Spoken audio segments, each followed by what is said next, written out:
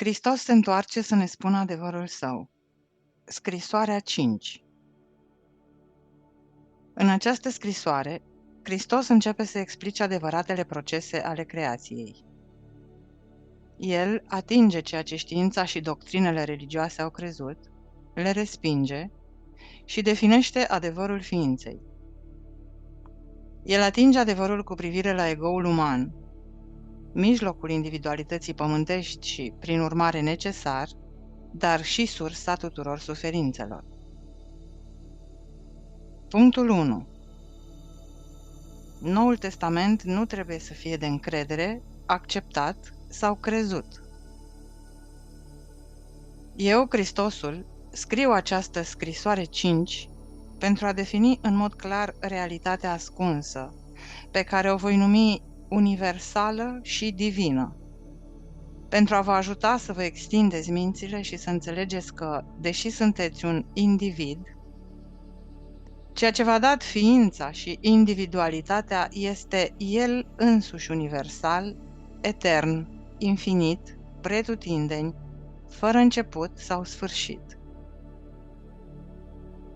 De dragul acelor persoane care au ales să citească scrisoarea 5 înainte de scrisorile mele anterioare, care descriu viața mea și adevăratele mele învățături pe pământ, voi face o declarație suplimentară că adevăratul Isus, Hristosul, nu trebuie confundat în niciun fel cu Isus consemnat în Noul Testament.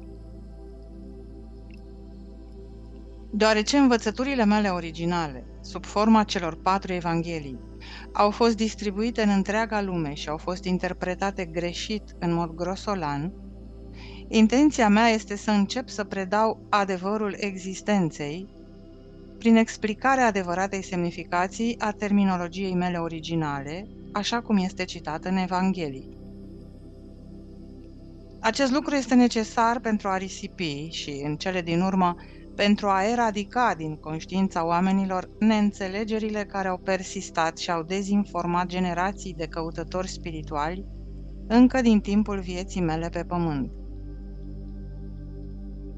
Când eram pe pământ, pentru a descrie realitatea din spatele și din interiorul existenței, am inventat în mod deliberat termenul de tată atunci când mă refeream la Dumnezeu. Acest lucru a fost făcut din 2 motive.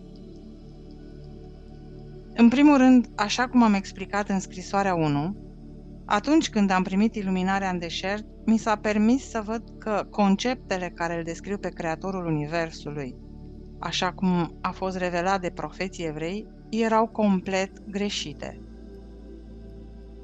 În al doilea rând, mi-a fost dat să percep în mod clar și să înțeleg pe deplin adevărata natură a Creatorului și mi-am dat seama că era o natură de părinte, de satisfacerea nevoilor creației în moduri clare și specifice, care erau sinonime cu cele ale unui tată-mamă.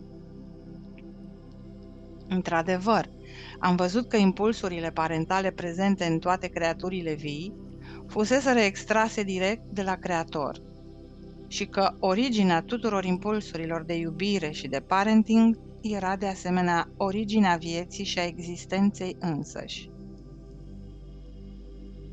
Am văzut de asemenea că creația era o manifestare vizibilă a impulsurilor creatoare universale ale ființei și, prin urmare, omenirea ar putea fi numită urmașul Creatorului.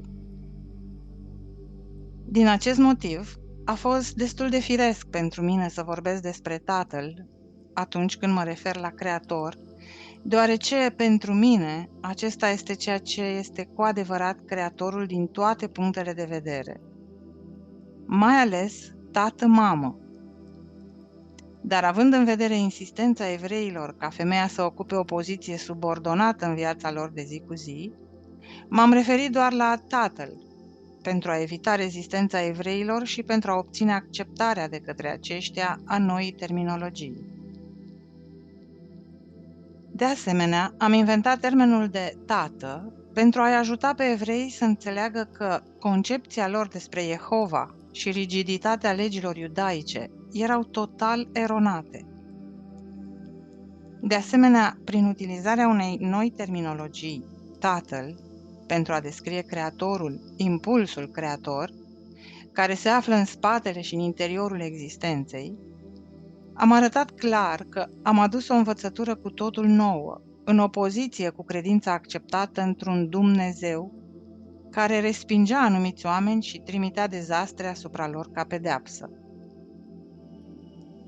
Vreau să înțelegeți pe deplin că nicăieri în Noul vostru Testament nu a fost clarificat faptul că am adus o învățătură complet opusă învățăturilor din Vechiul Testament și, prin urmare, Noul Testament, ca o înregistrare adevărată a vieții și învățăturilor mele, nu poate fi crezut, acceptat sau susținut.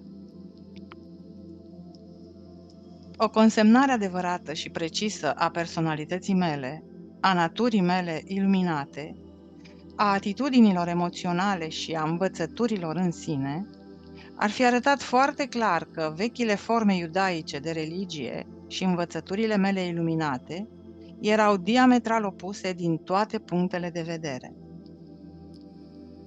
Religia iudaică era una cu concepte materialiste extreme. Există cu siguranță scrieri din care evreii iluminați spiritual au extras și continuă să extragă o percepție mistică a sursei noastre de ființă. Aceștia trebuie să fie foarte onorați și respectați pentru stările lor de spirit transcendente. Dar pe măsură ce profeții au ajuns la omul și femeia de rând, scrierile lor au transmis un mesaj diferit, de control, care este pur uman și fals. Niciun control pentru bine sau rău nu este exercitat de un Dumnezeu de sus. Dacă ar exista, lumea nu s-ar afla într-o stare atât de șocantă de agitație și mizerie. Am adus o nouă învățătură care a fost îndreptată exclusiv pentru a-i face pe oameni conștienți de universalitatea și iubirea, natura interioară, precum și de natura transcendentă a celui care a adus întreaga creație în manifestare vizibilă. Scopul meu este de a clarifica acest lucru din abundență, pentru a le permite căutătorilor adevărului să se debaraseze de orice rămășiță de convingere că am fost doar un profet într-un lung șir de profeți evrei, că am continuat să propovăduiesc temele lor despre un Jehova atotputernic, posedând sentimente ambivalente față de propria creație. Teama de evrei ortodoxi i-a ținut pe discipolii mei în conformitate cu ceea ce hotărâseră că vor spune publicului despre mine. Trebuie să vă amintiți că, pentru a câștiga noi adepți evrei la creștinism, le era teamă să renunțe la Vechiul Testament, deoarece acesta îi ținuse uniți pe evrei timp de secole. Prin urmare, au extras și au adăugat din învățăturile mele tot ceea ce era compatibil cu vechile credințe religioase. Genealogia mea a fost enumerată pentru a-i reasigura pe evrei că descind din regele David.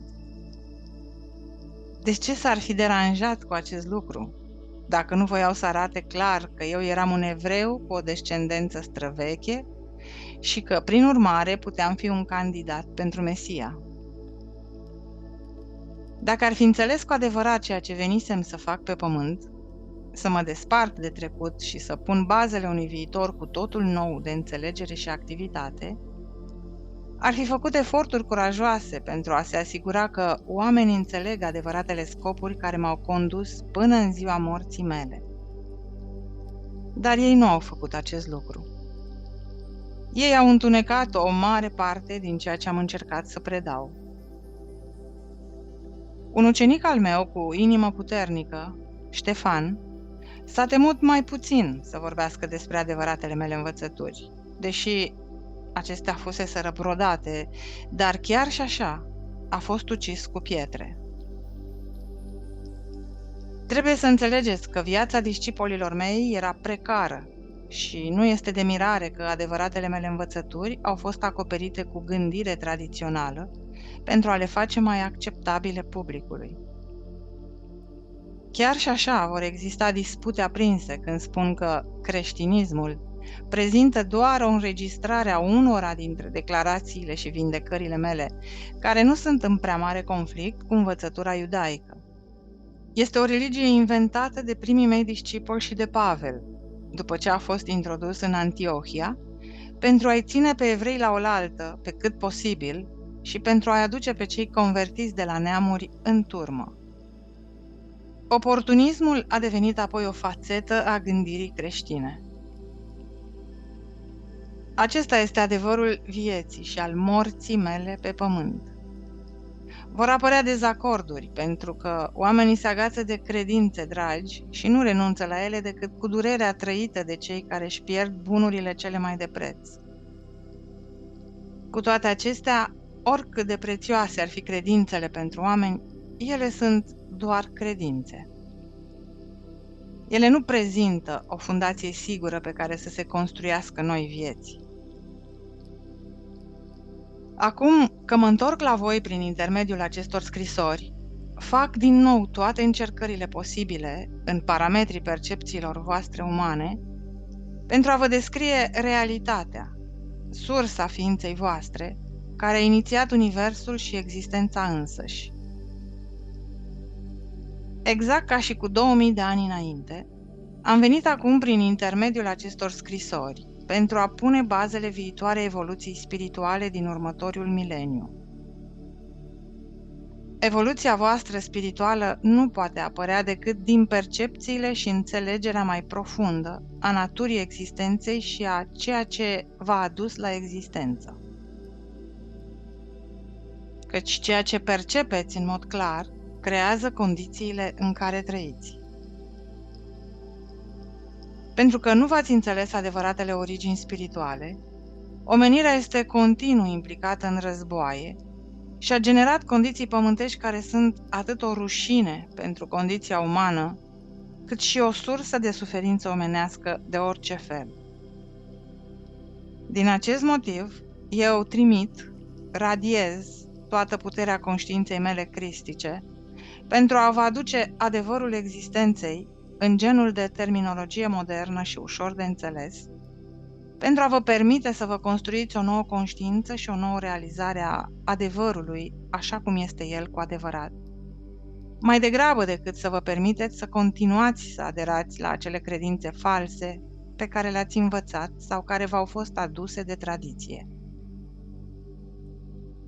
Cu ajutorul utilizării și înțelegerii, terminologia va ajunge să trezească în voi aceeași sau chiar mai multă reverență, iubire și intuiție spirituală pe care le simțeați până acum când foloseați cuvântul Dumnezeu. Încărcată cu semnificație universală, terminologia mai adecvată vă va umple în cele din urmă de putere spirituală atunci când folosiți și vizualizați semnificația cuvintelor. Sunt aici pentru a vă spune că atunci când v-ați purificat conștiința de gândurile și sentimentele umane grosiere, aparținând impulsului egoului și perseverați în meditație și într-o ridicare a conștiinței voastre către universal, veți începe să simțiți puterea spirituală invadându-vă mintea și, în cele din urmă, întregul corp. Prin urmare, învățăturile mele sunt orientate exclusiv spre a vă ajuta să vă deschideți conștiința către o nouă viață, vitalitate și putere spirituală, astfel încât să puteți abandona vechiul mod de viață limitat și nesatisfăcător și să găsiți o nouă sursă de bucurie interioară și de împlinire a tuturor nevoilor voastre. Gândiți-vă la această afirmație. Nu v-am adus niciun ar trebui sau nu ar trebui sau restricții frustrante pe care voi înși vă nu doriți să vi le impuneți. Am venit cu siguranță să vă spun cum formele voastre de conștiință au viață în ele și se manifestă în cele din urmă în lumea voastră, dar las la latitudinea bunului vostru simț să alegeți gândurile sănătoase, acțiunile pline de iubire și calea corectă care să vă conducă la bucurie și împlinire atunci când realizați adevărata natura a creației. Am venit de asemenea cu toată forța puterii mele cristice pentru a vă ajuta să realizați că nu există bariere între voi și ceea ce v-a făcut să existați, ci doar cele pe care le-ați creat voi înșivă prin ignorarea legilor existenței. Am venit să vă ajut să înlăturați barierele, luminându-vă ignoranța actuală și învățându-vă cum să vă deschideți conștiința, întreaga voastră ființă, pentru influxul celui care v-a făcut să existați. De aceea, repet, în ultimă instanță, învățăturile mele sunt îndreptate exclusiv spre a vă ajuta să vă deschideți conștiința către o nouă viață, vitalitate și putere spirituală, astfel încât să puteți abandona vechiul mod de viață limitat și nesatisfăcător și să găsiți o nouă sursă de bucurie interioară și de împlinire a tuturor nevoilor voastre. Îmi doresc cu iubire divină să ajungeți la această stare supremă a ființei, înainte de a trece la următoarea dimensiune, pentru ca trecerea voastră să fie nedureroasă și tranziția voastră să fie una de sublimă anticipare. Acesta este singurul scop motivant din spatele scrisorilor. Afirmația de mai sus este o reformulare mai convingătoare și mai puternică a declarației pe care am făcut-o când eram pe pământ. Căutați mai întâi împărăția cerurilor și toate lucrurile bune vi se vor adăuga. Nu am făcut această afirmație pentru a-i atrage pe oameni să fie buni. Am afirmat un fapt de existență. De asemenea, trebuie să înțelegeți pe deplin și în mod clar că ceea ce voi numiți Dumnezeu și eu îl numesc universal, nu posedă niciunul dintre atributele umane pe care îi le atribuie multe religii. Caracteristicile umane ale mâniei, amenințărilor și pedepselor, de exemplu, se referă doar la condiția umană. Din nou, repet, eu, Hristosul, am coborât să dictez aceste scrisori în mod expres pentru a despovăra mințile oamenilor de fostele imagini de cuvinte umane inventate de profeți. Intenția mea fermă este să le înlocuiesc cu descrieri ale puterii, conștiința universală, care creează, se mișcă în interiorul și susține cu adevărat universul vizibil și toate celelalte dimensiuni, dincolo de percepția și înțelegerea voastră actuală. De asemenea, sunt aici pentru a vă spune că aceste universuri sau dimensiuni suplimentare vor fi deschise și vor deveni accesibile conștiinței voastre atunci când cunoștințele descrise în aceste scrisori vor fi absorbite și vor deveni însăși structura conștiinței voastre individualizate. În cele din urmă, moartea va ajunge să însemne o tranziție fericită de la o dimensiune limitată a existenței la una mai luminoasă și mai puternică. Veți ști că atunci când veți fi curățați spiritual în mod adecvat și când va fi momentul potrivit pentru a ieși din capsula corpului vostru, veți pleca, ușurați că sunteți liberi de limitările fizice, pentru a intra într-o dimensiune a iubirii și a ființei frumoase și minunate. Veți percepe moartea ca fiind ceea ce poate fi. Este cu adevărat pentru sufletele iluminate o tranziție glorioasă, un dar de viață mai mare, de creativitate mai mare și o experiență de ființă extatică, la care nu ați visat încă. De asemenea, vreau să precizez că foarte mulți oameni cred că pot trăi vieți fructuoase și împlinite urmând sutele de diferiți profesori de gândire pozitivă. Schimbarea conștiinței, spun ei, vă va schimba viețile.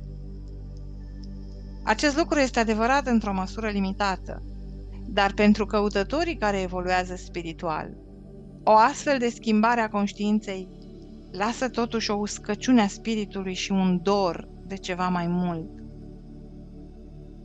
Acel ceva mai mult la care sufletul tânjește este adevăratul contact și reîntâlnirea cu sursa ființei sale. Deși poate că ați atras o anumită cantitate de creștere spirituală, urmând calea de a percepe doar binele, adevărul și iubirea, rămâneți o entitate care funcționează singură în propriul domeniu legat de pământ, fără a fi asistată de universalul etern și infinit. Odată ce realizezi natura universalului și îți îndrepți gândurile spre stabilirea unui contact real cu acesta, începi să realizezi că nu mai ești singur. Ești susținut de realitatea care susține universul. Iar când spun a lua contact cu adevărat cu acesta, mă refer la faptul că rugăciunea de implorare pentru un beneficiu sau altul nu înseamnă a lua contact cu adevărat cu sursa ființei tale. Rugăciunea voastră este cu siguranță primită în sursa ființei, iar răspunsul este primit frecvent, rapid și nevoia este îndeplinită chiar așa cum ați cerut. Dar adevăratul contact cu sursa ființei tale este experimentat doar atunci când ți-ai curățat suficient de mult conștiința de impulsul grosolan al ego-ului uman și ai petrecut ceva timp în meditație și extindere regulată și puternică din punct de vedere emoțional, în conștiință, către sursa ta, căutând contactul, reînnoirea și reîmprospătarea spiritului.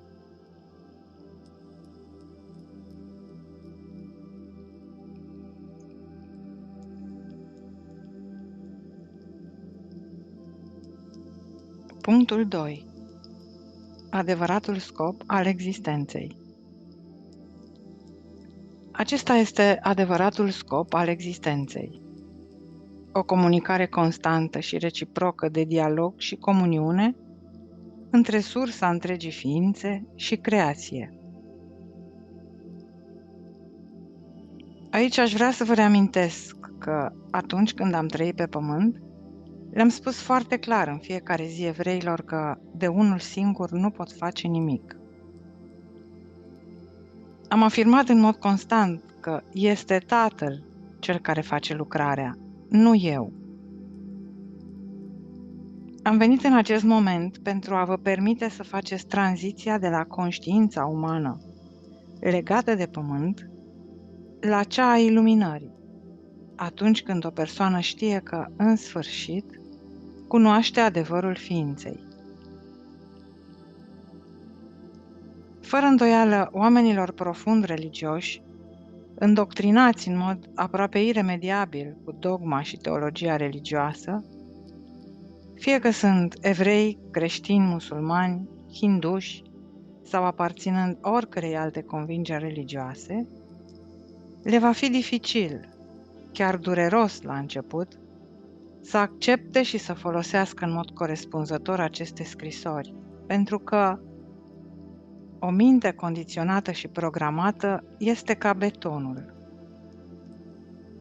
Credințele dragi, folosite ca talismane, suporturi emoționale și afirmații pentru a da putere în momentele de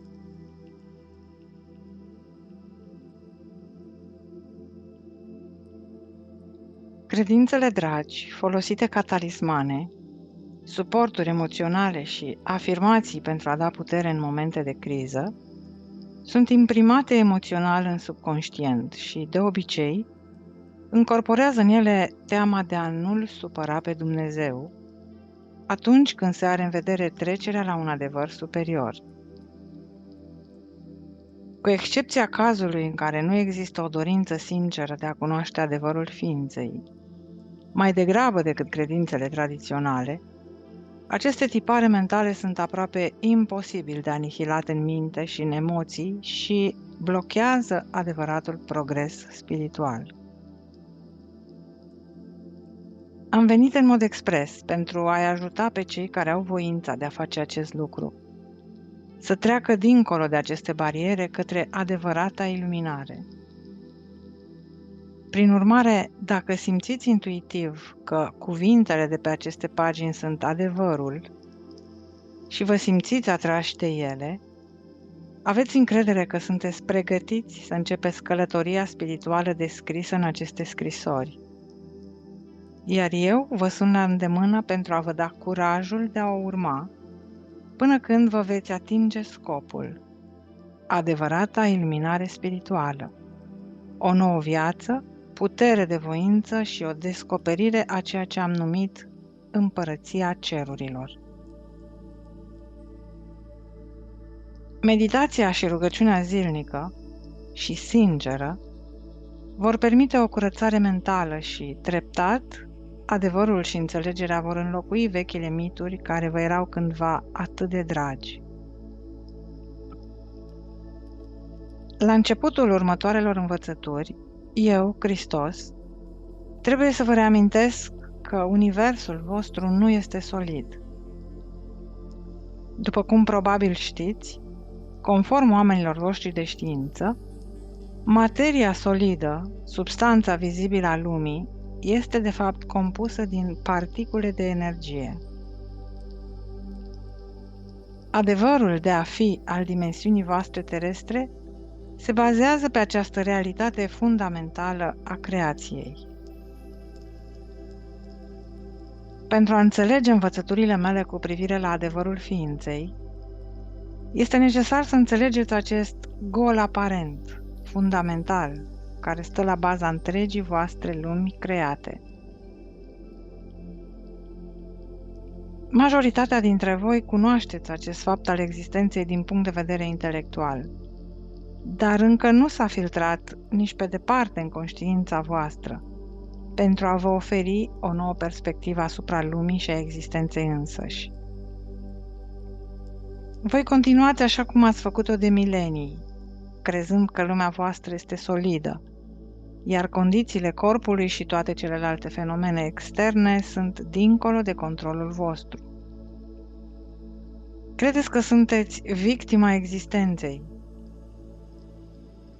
În loc de aceasta, este adevărat contrariul.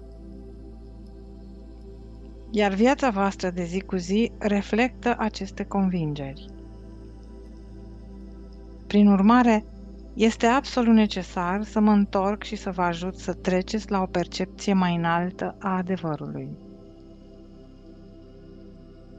Așa cum am spus în scrisoarea 1, după iluminarea din deșert, m-am întors în lumea mea din orașele și satele palestiniene și am început imediat să controlez elementele materiei ori de câte ori am văzut necesitatea de a ajuta pe cei care erau privați sau care sufereau. Am venit să vă arăt exact de ce am reușit să fac acest lucru.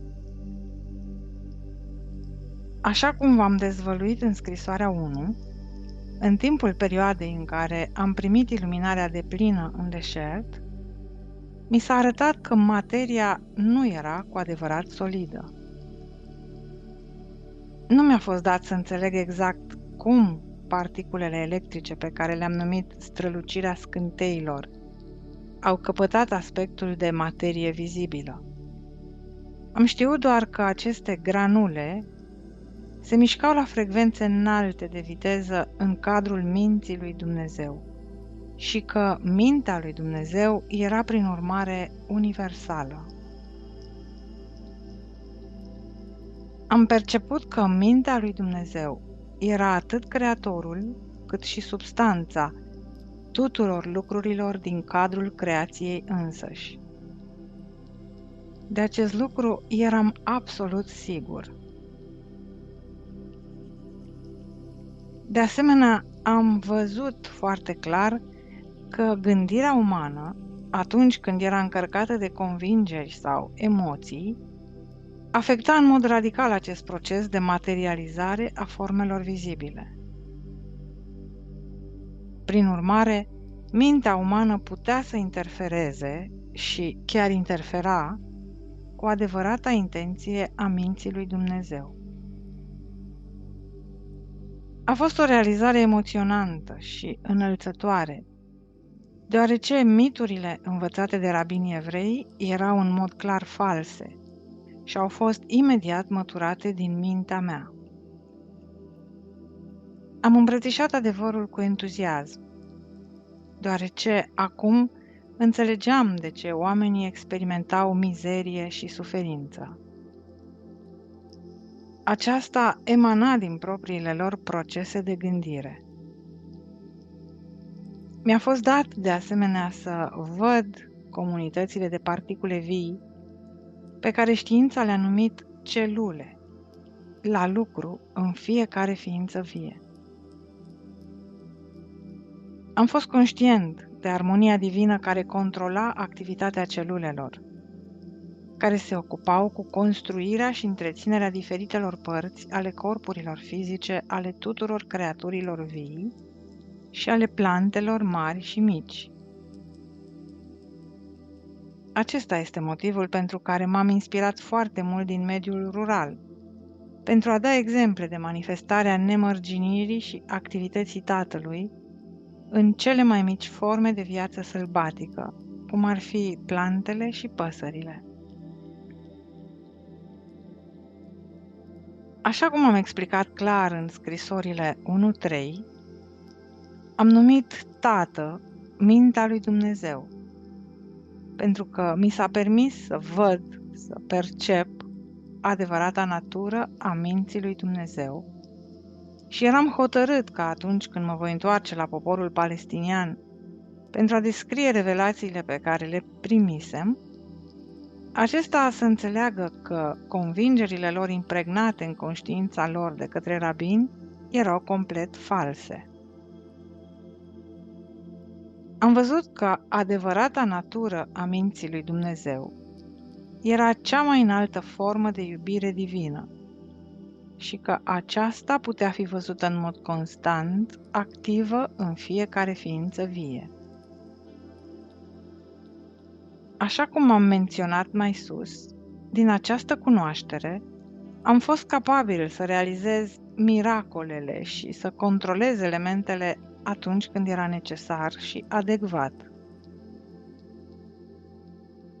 La fel cum am tânjit să demontez miturile care stăpâneau mințile evreilor din Palestina, la fel tânjesc să vă arăt că multe dintre teoriile prezentate de oamenii voștri de știință au fost provocate de o reacție puternică la dogmele și doctrinele bisericești de pe vremuri.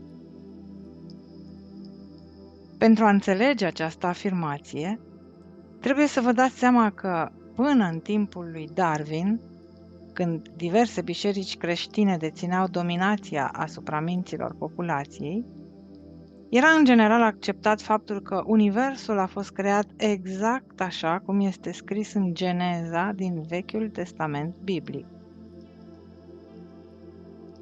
Atunci când oamenii de știință au încercat să-și anunțe descoperirile și teoriile, au fost nevoiți să-și descrie noile convingeri în prezența unei opoziții religioase enorme.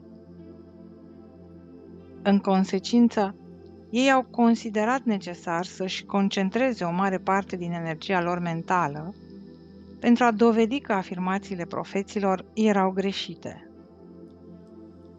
Făcând acest lucru, strategia lor i-a făcut să-și piardă claritatea viziunii și au devenit de asemenea orientați spre ego. Ulterior, orice percepție intuitivă propusă de comunitatea științifică a fost luată în derâdere și respinsă din start de alți oameni de știință. Din cauza acestui climat mental, pendulul căutării adevărului a oscilat exclusiv către o credință neabătută în rațiune și logică. întemnițând astfel intelectul uman în materialism, pentru a găsi răspunsurile la originile vieții și ale existenței. Prin urmare, este absolut necesar ca eu să resping unele dintre teoriile științifice și să le arăt că sunt la fel de eronate ca și așa numitele adevăruri ale doctrinei creștine. Pentru a ajunge la unele dintre aceste teorii, atât oamenii de știință cât și oamenii bisericii s-au scufundat în tărâmul unor presupuneri absurde și nedovedite pentru a răspunde la întrebări la care, până acum, doar cu mintea pământeană nu se putea răspunde. După ce ați aflat că substanța lumii voastre materiale este, în esență, formată din particule electrice care se agită cu mare viteză în spațiu, știința voastră nu este în măsură să vă spună de ce aceste particule de energie capătă densitatea și forma materiei, cu excepția faptului că vorbește despre forțele de fuziune care se întâmplă să creeze elementele. Știința nu vă poate spune care este forța motivațională care atrage particulele în forma elementelor. De asemenea, știința nu vă poate spune nici de unde au venit inițial astfel de particule de energie, cu excepția faptului că ele au fost eliberate în timpul Big Bang-ului, care, în opinia ei, a dat primul impuls creației.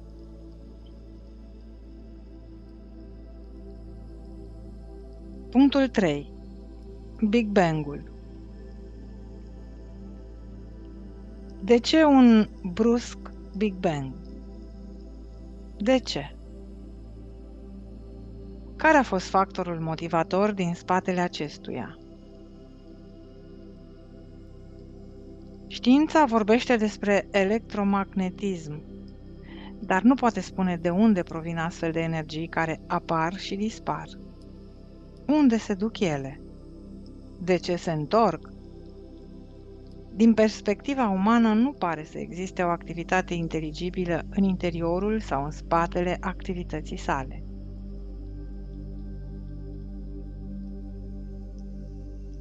Știința spune că electromagnetismul este pur și simplu un simplu fapt de existență.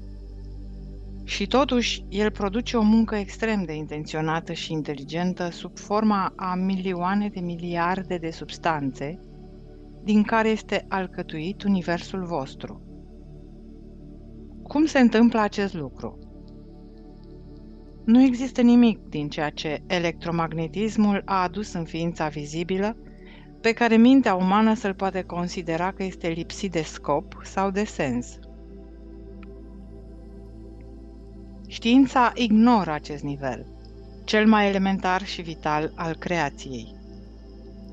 Fără un răspuns la această întrebare, de ce tot ceea ce a fost adus în manifestarea vizibilă, prin activitatea impulsurilor gemene ale electromagnetismului, are invariabil un scop, succes și rațiune, nu se va descoperi nimic de valoare în căutarea originilor voastre. Până când știința nu va putea sonda și descoperi realitatea spațiului în care sunt susținute particulele electrice ale ființei vizibile, știința va rămâne pentru totdeauna în spatele ușilor încuiate ale materialismului. Ea va fi blocată în fața adevărului etern și a înțelepciunii universale și va fi închisă în robia exclusivă a rațiunii, rațiune care este doar produsul activității finite a celulelor creierului.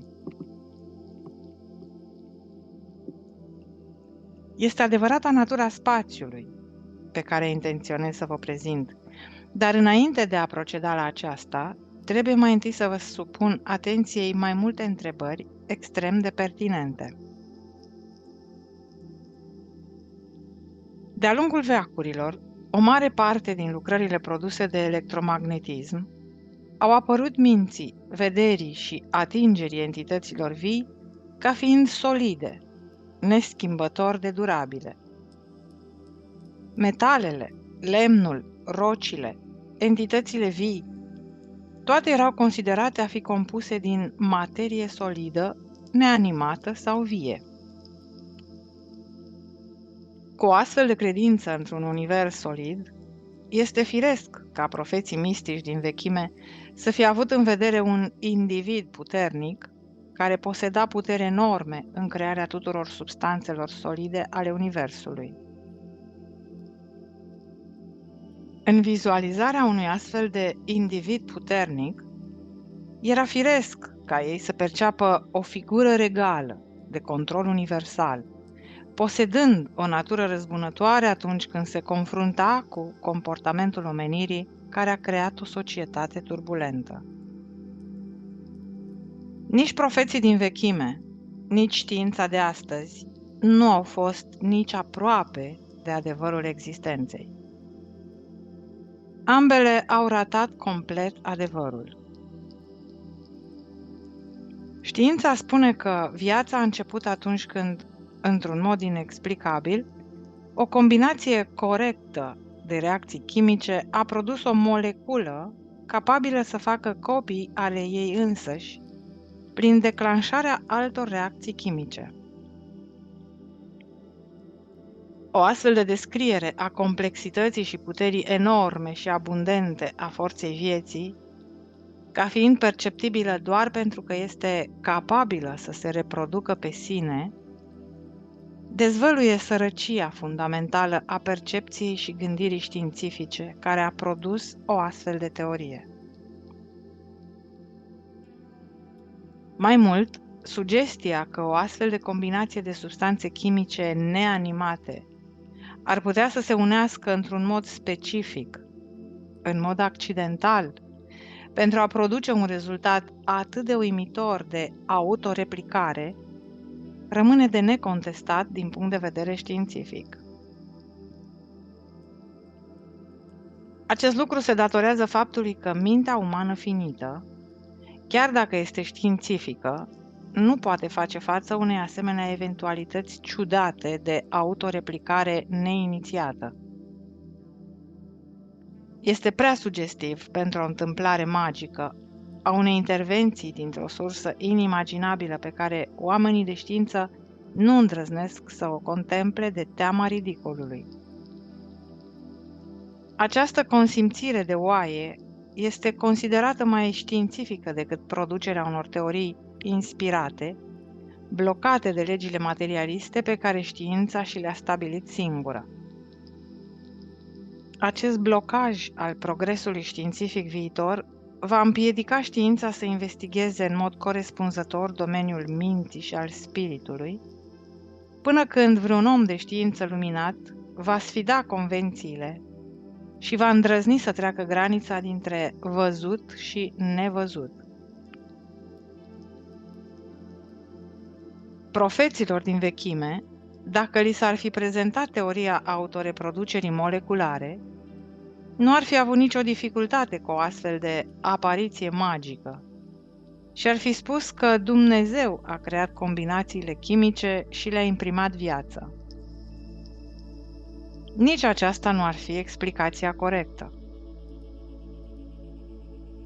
Acest vechi concept religios al unui Dumnezeu de sus, care creează de la distanță, este cel care îl blochează pe omul de știință să avanseze spre reflecții mai conștiente din punct de vedere spiritual.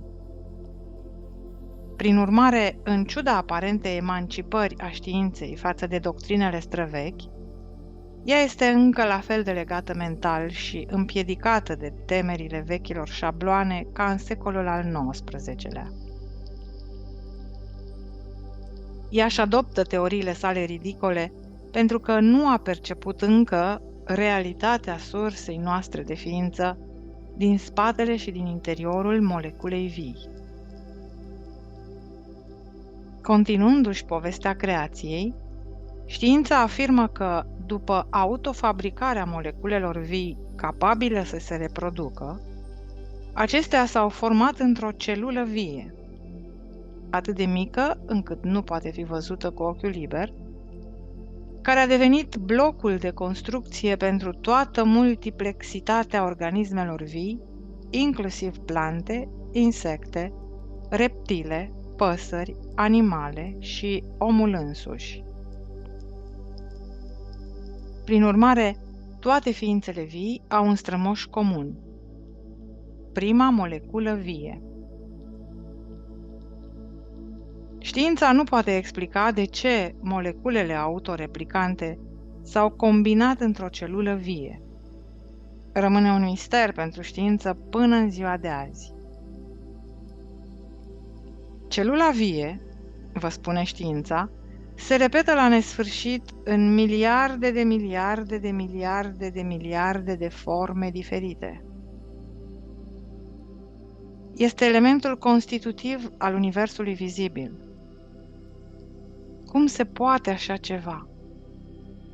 Ce impuls motivează o astfel de replicare? Știința nu poate spune. Încuiată în propria orbire, ea a antrenat de asemenea oamenii în orbirea materialistă.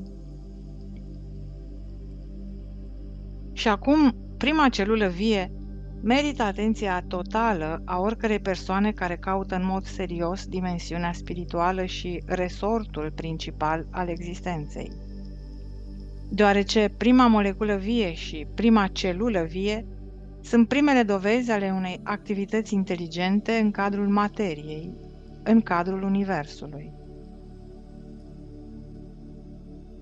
Cea mai importantă trăsătură care prezintă simțul și sensibilitatea este funcția membranei, care acoperă celula, oferindu-i protecție și individualitate. Gândiți-vă la acest fenomen miraculos. Celula primește din mediul înconjurător doar hrana selecționată prin membrană. Nu numai că celula primește nutriția potrivită, dar după ce a utilizat nutriția, celula se debarasează de deșeuri prin membrana permeabilă.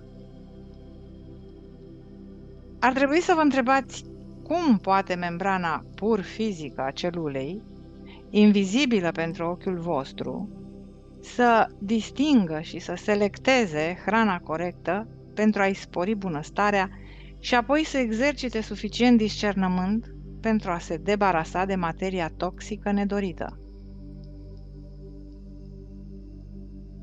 Nu vedeți un grad ridicat de intenționalitate în toată această activitate? Și cum puteți crede că o astfel de intenționalitate este accidentală? Și nu este scopul însuși semnul distinctiv al inteligenței? Nu numai atât.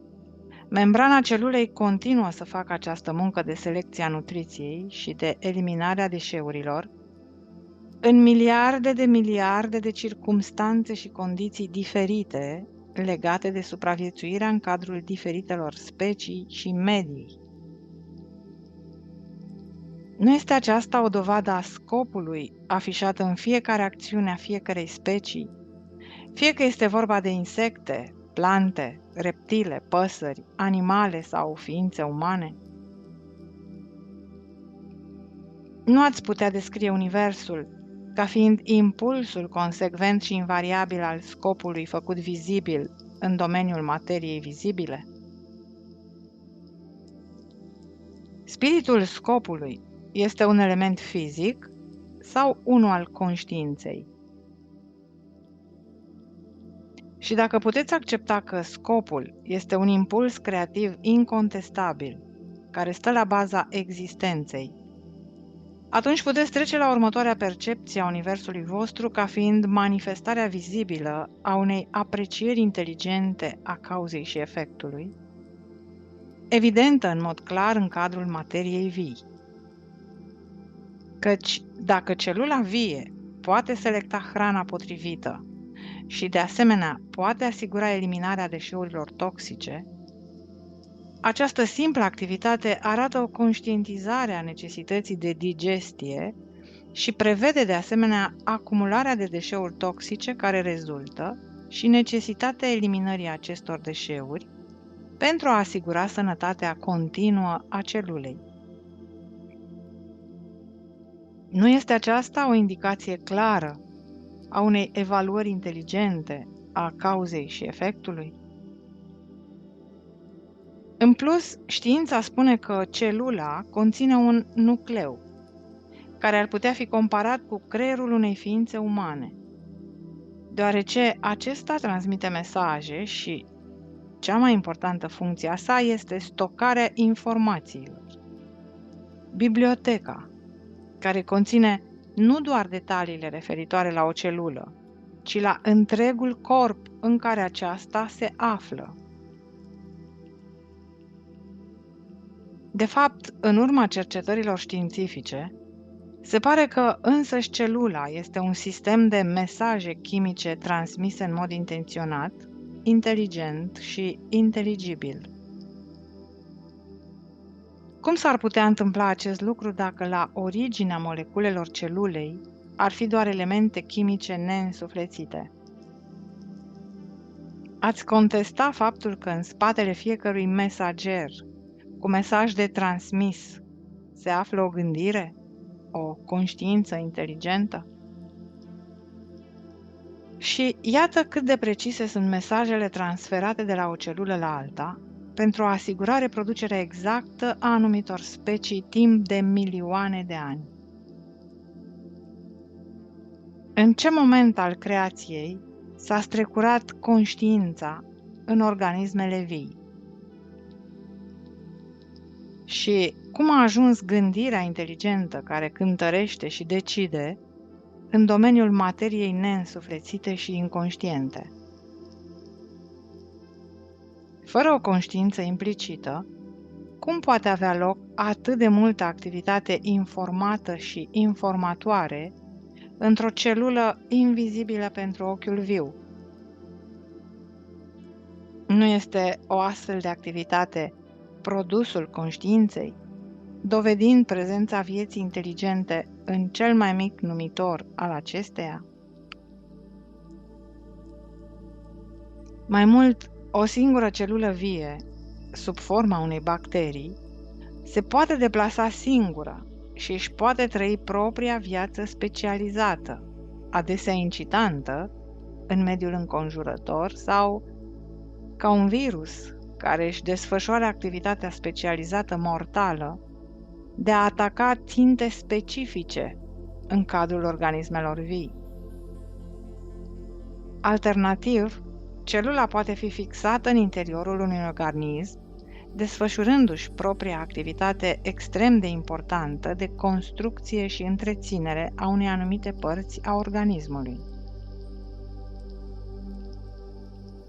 O astfel de muncă produce material viu, exact adaptat și necesar pentru organul viu pe care lucrează, fie că este vorba de părți ale corpului uman sau ale vieții animale sau vegetale, cum ar fi degetele de la picioare și splina umană, sau blana și colții animalelor, sau solzii de pește și penele de pasăre, sau scoarța de copac și frunzele de pe ramuri, sau petalele și tulpina florilor, sau antenele fluturilor și aripile lor vaporoase, pielea reptiliană a crocodililor și dinții lor, ochii calamarilor și pielea lor care își schimbă culoarea în funcție de nevoia de camuflare. Fiecare dintre aceste fenomene fizice complet diverse și aparent fără legătură între ele sunt create prin munca individuală și specializată a miliarde și miliarde și miliarde și miliarde de celule vii identice. Contemplând magnitudinea și diversitatea muncii depuse de o simplă celulă vie, invizibilă cu ochiul liber, puteți crede într-un univers mecanicist? Ar fi posibil dacă materia produsă de astfel de celule ar fi ilogică, fără a oferi un scop plauzibil sau un motiv plauzibil pentru existența sa, lipsită de conștiință personală. Dar nu este așa.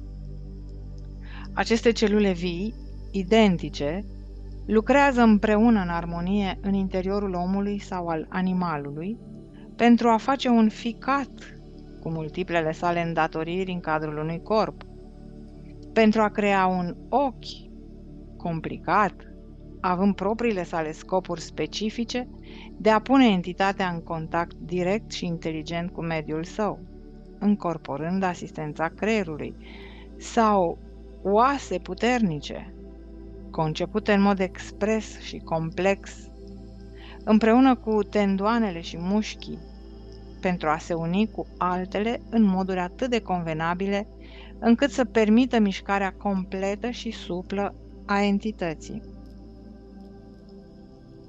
În plus, celulele nu se amestecă niciodată în munca celorlalte.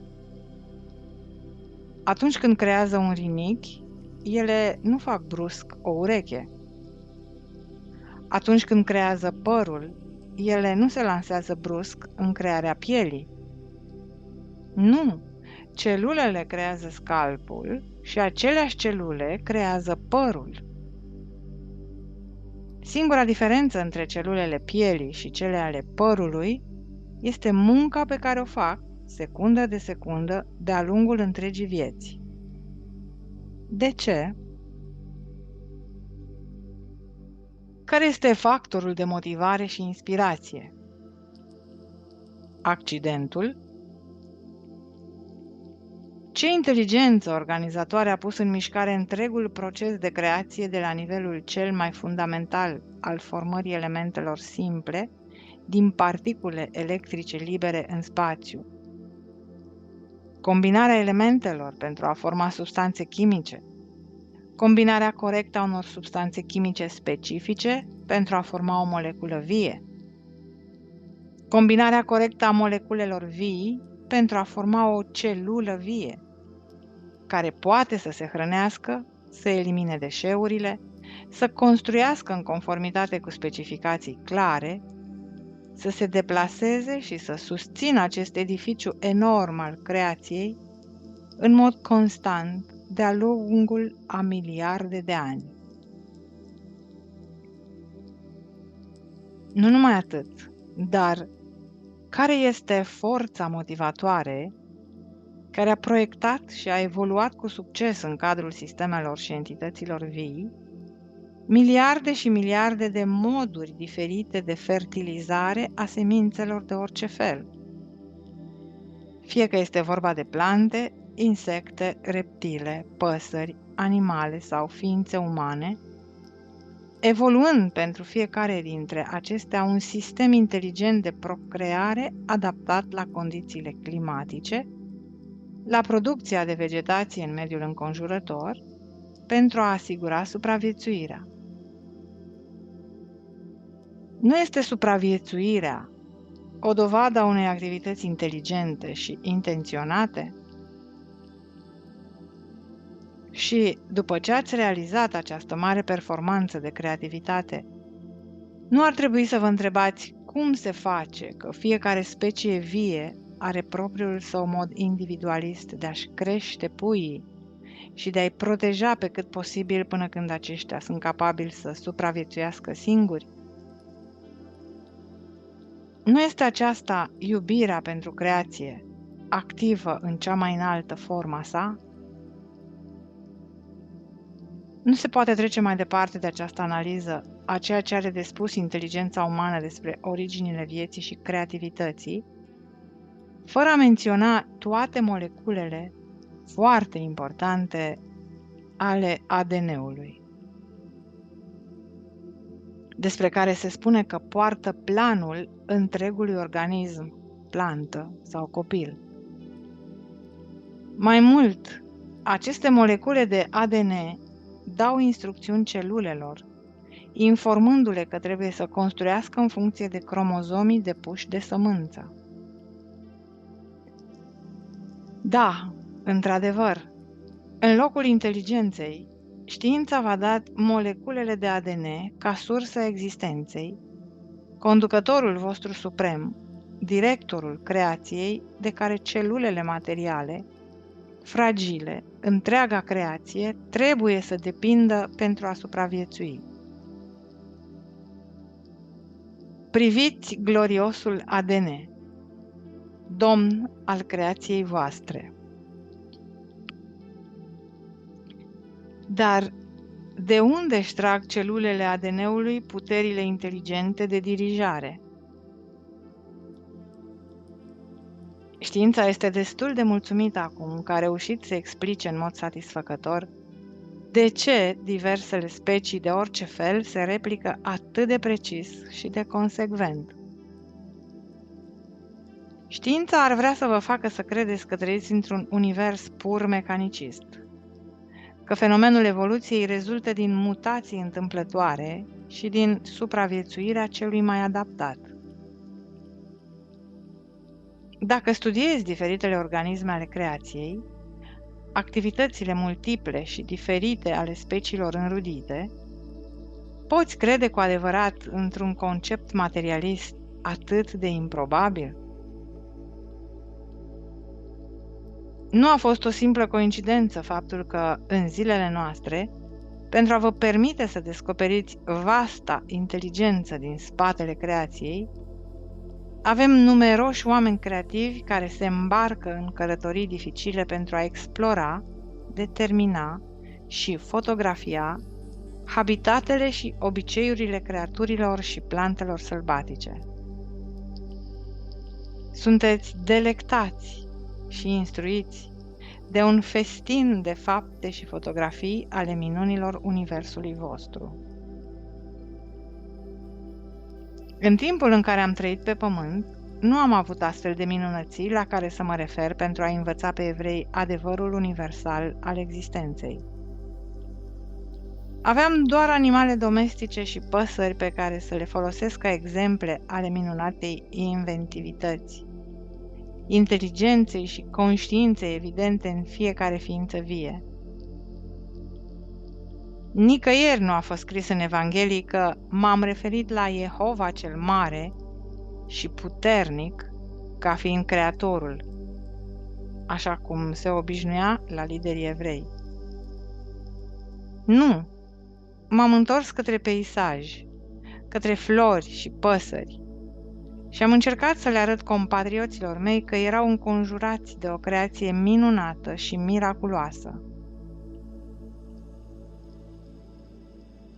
Cu 2000 de ani în urmă, în dimensiunea voastră, ne lipsea fundamentul vostru științific modern pentru a putea observa și explica în mod inteligent activitatea a ceea ce eu numeam Tatăl peste tot în jurul lor. Pentru a descoperi adevărata voastră sursă de ființă, vă cer să faceți un bilanț al complexității și diversității inimaginabile și indescriptibile a muncii cu scop, evidentă în mod clar la pinguini și porci. Poate mintea umană să reproducă oricare dintre cele mai elementare activități din cadrul, să zicem, sistemului digestiv, care convoacă rapid enzimele și hormonii necesari pentru digestie? Cum îndrăznește mintea finită, care este incapabilă să perceapă în mod clar adevăratul proces creativ, guvernat de cunoașterea instinctuală, să îndrăznească să afirme fără echivoc, sfidând contradicția, că înțelege adevăratele origini ale creației și forțele din care creația a luat formă? Ce aroganță! Acești oameni nu pot gândi decât în funcție de ceea ce le spun ochii lor. Privesc ignoranța științifică actuală cu o compasiune plină de dragoste, cu un anumit grad de amuzament și cu o mare pasiune mistuitoare de a le strica mândria. Pentru că, până când cineva nu va reuși să pătrundă în mulțumirea lor de sine și în poziția lor de infailibilitate, nu va putea avea loc niciodată o adevărată împerechiere între adevărurile eterne și cunoașterea științifică umană. Dar ea trebuie să aibă loc, altfel evoluția spirituală umană va rămâne în impas. Mintea științifică este prea plină de cunoștințe din cărți concepute finit, de formule și ecuații acceptate și de nevoia de aprobare din partea semenilor lor pentru a permite pătrunderea mistică a inteligențelor superioare. Din partea mea, îi rog pe cititorii acestor scrisori să formeze o asociație care să provoace știința și să întrebe în ce moment al evoluției lumii materiale este perceptibilă pentru prima dată conștiința. Repet și vorbesc serios ceea ce spun. Întrebați oamenii de știință în ce moment al evoluției lumii este perceptibilă pentru prima dată conștiința. În celula vie? Dacă în celula vie, întrebați dacă a fost perceptibilă în moleculele vii care s-au combinat pentru a forma o celulă și care s-au învelit într-o membrană atât de inteligent concepută, permițând ingerarea de alimente selecționate și excreția de deșeuri toxice. Cum recunoaște ea deșeurile toxice? Și dacă ar trebui să se admită că conștiința ar putea fi prezentă în moleculele vii, nu ar trebui să vă întrebați dacă proprietățile chimice care au devenit o moleculă vie nu ar fi putut poseda ele însele o conștiință care, în cele din urmă, le-a împins și le-a propulsat în combinația dădătoare de viață pentru a face o moleculă. Și după ce ați mers atât de departe în originile existenței, proprietățile chimice, trebuie să vă întrebați totuși de ce conștiința ar trebui să devină o prezență viabilă doar în cadrul substanțelor chimice. De ce nu în cadrul elementelor în care individualitatea a luat formă pentru prima dată? Și dacă în cadrul elementelor, de ce ar trebui să se nege faptul că conștiința propulsează particulele electrice pentru a forma elementele? Este rațional să se nege o astfel de posibilitate? Și după ce ați ajuns la o astfel de posibilitate, nu ar trebui să mergeți mai departe și să vă întrebați de unde vine electromagnetismul? Care este realitatea electricității mai mult decât dârele de lumină intensă, descrise acum de știință ca fotoni și electroni? Și ce este realitatea magnetismului, mai mult decât energiile duble de atracție-respingere, impulsuri energetice care au adus stabilitate și ordine în haos? Întrebați știința. De unde provine electromagnetismul care este responsabil pentru cei mai de bază pași în crearea unui univers ordonat și organizat, de o complexitate și diversitate inimaginabilă? Punctul 4. Ultima dimensiune universală. Voi încerca acum să vă pun în cuvinte ceea ce este dincolo de orice cuvânt și, în prezent, dincolo de orice înțelegere pământească individualizată. Prin urmare, intelectul, deși ajută creierul să înțeleagă din punct de vedere mental realitățile spirituale pe care vi le prezint, creează de asemenea o barieră în calea adevăratei percepții și experiențe spirituale. Din acest motiv, considerați următoarele referiri la dimensiunea universală ultimă ca fiind doar îndrumări, idei, forme de conștiință din umbră ale realității din spatele și din interiorul universului vostru.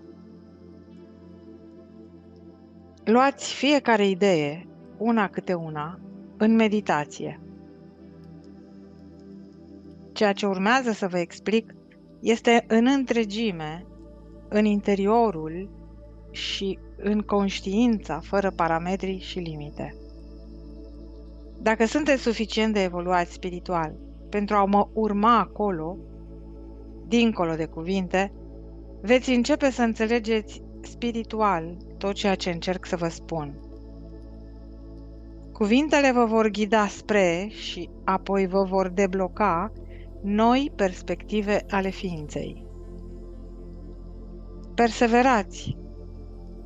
Lumina va pătrunde treptat, poate imperceptibil, în mintea voastră și veți avea mici străfulgerări de înțelegere. Sunt mulți cei care au experimentat o mică explozie de intuiție, au simțit pentru scurt timp o atingere de conștiință divină și apoi, îndrăznind cu greu să continue să creadă într-un astfel de moment transcendent de conștiință, au început să pună întrebări, să se îndoiască și, în cele din urmă, să risipească micul aflux de conștiință divină. Aveți grijă să nu faceți acest lucru. Neîncrederea vă va face să dați înapoi. Vă va prinde în planul material al existenței mai mult decât veți ști vreodată. Orice vi se dă, puteți și primi. Țineți-vă bine de aceasta și nu vă îndoiți. Îndoiala distruge progresul constant, deoarece își creează propriile forme de conștiință care vor suprima și chiar eradica intuiția pe care o obținuserăți anterior. Prin urmare, alegerea gândurilor, neîncredere și îndoială sau încredere, construiește sau distruge progresul tău în căutarea adevărului. Orice negare șterge din condiția ta progresul realizat anterior. Mai mult, cu cât vă înălțați mai mult în adevărul spiritual, cu atât mai puternice devin gândurile voastre. Prin urmare, creați și mențineți-vă ferm în propriul vostru impuls spiritual și nu permiteți nimănui să se amestece și să submineze acest impuls. Rămâneți fermi în percepțiile voastre anterioare. În momentele de îndoială, navigați în gânduri pozitive, folosind afirmații iluminatoare, agățându-vă de îndrumările inspiraționale anterioare, când frecvențele de vibrații ale conștiinței voastre erau mai înalte. Prin utilizarea voinței voastre, alegând afirmații care conțin pepite de aur ale adevărului spiritual, reveniți la acest nivel superior de conștiință din nou și din nou. Nu vă abandonați în întregime din lene mentală fluxului și refluxului energiilor conștiinței spirituale și nu deveniți un balansoar spiritual. Nu pot să subliniez suficient de mult acest pericol al autoblocării. Conștientizați-l în mod activ. Dacă știți ceva din relatările despre viața mea în Palestina, vă amintiți că și eu am suferit fenomenul de flux și reflux al conștiinței spirituale și am considerat necesar să mă retrag pe dealuri pentru a mă ruga, a medita și a-mi reînnoi forțele spirituale. Prin urmare, înțelegeți-vă perioadele secetoase, dar nu le faceți loc, cedând pasiv la o schimbare nedorită a atitudinilor și a tiparelor mental-emoționale. Pe măsură ce apelați în mod conștient la sursa ființei voastre, pentru o nouă putere și pentru ridicarea frecvențelor conștiinței voastre, aceste perioade negative vor fi mult reduse ca forță și durată. Repet, în orice moment, aveți grijă cum vă folosiți mintea. Activitatea voastră mentală să fie întotdeauna constructivă, pentru ca ea să contribuie la propria voastră creștere spirituală, în loc să fie o piedică constantă. Punctul 5. Scopul meu de a veni prin aceste scrisori. După ce am spus toate cele de mai sus și am continuat să dictez restul scrisorii, cea care mi-a înregistrat cuvintele a început să se întrebe despre posibila acceptare de către public a acestei scrisori, deoarece îi se părea prea pragmatică pentru a se adresa oamenilor obișnuiți, să-și imagineze o putere sau o ființă magnifică sau un absolut altul care a dat naștere Universului. Într-adevăr, am făcut numeroase eforturi pentru a descrie imensitatea puterii din care au ieșit toate lucrurile, dar, așa cum am mai spus, îmi este imposibil să descriu în termeni umani realitatea sursei ființei voastre. Acele suflete evoluate din punct de vedere spiritual, care au fost ușor infuzate cu conștiința divină, relatează că experiența a fost cu totul frumoasă și glorioasă și cu totul de neuitat, dar tot nu poate fi descrisă pe deplin în termeni umani. Această experiență mistică este posibilă atunci când frecvențele de vibrații ale minții sunt deja ridicate și întreaga conștiință este impregnată cu raze de conștiință divină. Este o stare care implică sentimentele mai mult decât intelectul și celulele creierului. În acest caz, în care trebuie să insuflu în mintea și celulele cerebrale ale recorderului meu o descriere a realității sursei ființei voastre, iar ea trebuie să interpreteze în cuvinte, trebuie să am grijă să nu intervin cu prea multă forță în frecvențele de vibrații ale conștiinței în care lucrează celulele cerebrale ale recorderului meu. Au existat ocazii în care a fost periculos să mergem mai departe și am întrerupt funcționarea computerului ei pentru a întrerupe contactul. Înainte de a începe să studiați, să meditați și să asimilați paginile următoare, vreau să precizez tuturor celor care citesc aceste scrisori că scopul meu prin intermediul lor este, în primul rând, să risipesc miturile care au înconjurat persoana mea umană și învățăturile mele. Intenția mea este ca dogmele și doctrinele religioase să moară în cele din urmă de moarte naturală, la nivel mondial, o moarte la fel de completă ca sacrificiile de animale din templul lui Solomon. În al doilea rând, am venit și pentru a ajuta bisericile să renunțe la noțiunile lor arhaice de Dumnezeu și păcat. Niciun progres spiritual adevărat nu este posibil până la apariția unei conștientizări clare a faptului că fiecare persoană este responsabilă pentru modul în care se dezvoltă viața sa. În al treilea rând, am venit să îndepărtez din mințile voastre imaginile unui Dumnezeu atotputernic, magnific și măreț și cu o putere activă nelimitată care îi răsplătește pe cei virtuoși și îi pedepsește pe cei răi. Aceste credințe sunt complet eronate, deși reconfortante. În al patrulea rând, vă explic adevărul ființei pentru a risipi în sfârșit vechiul concept al lui Dumnezeu, care stă sus, undeva în ceruri, de unde se spune că a creat lumea și tot ceea ce există în ea într-un timp relativ scurt.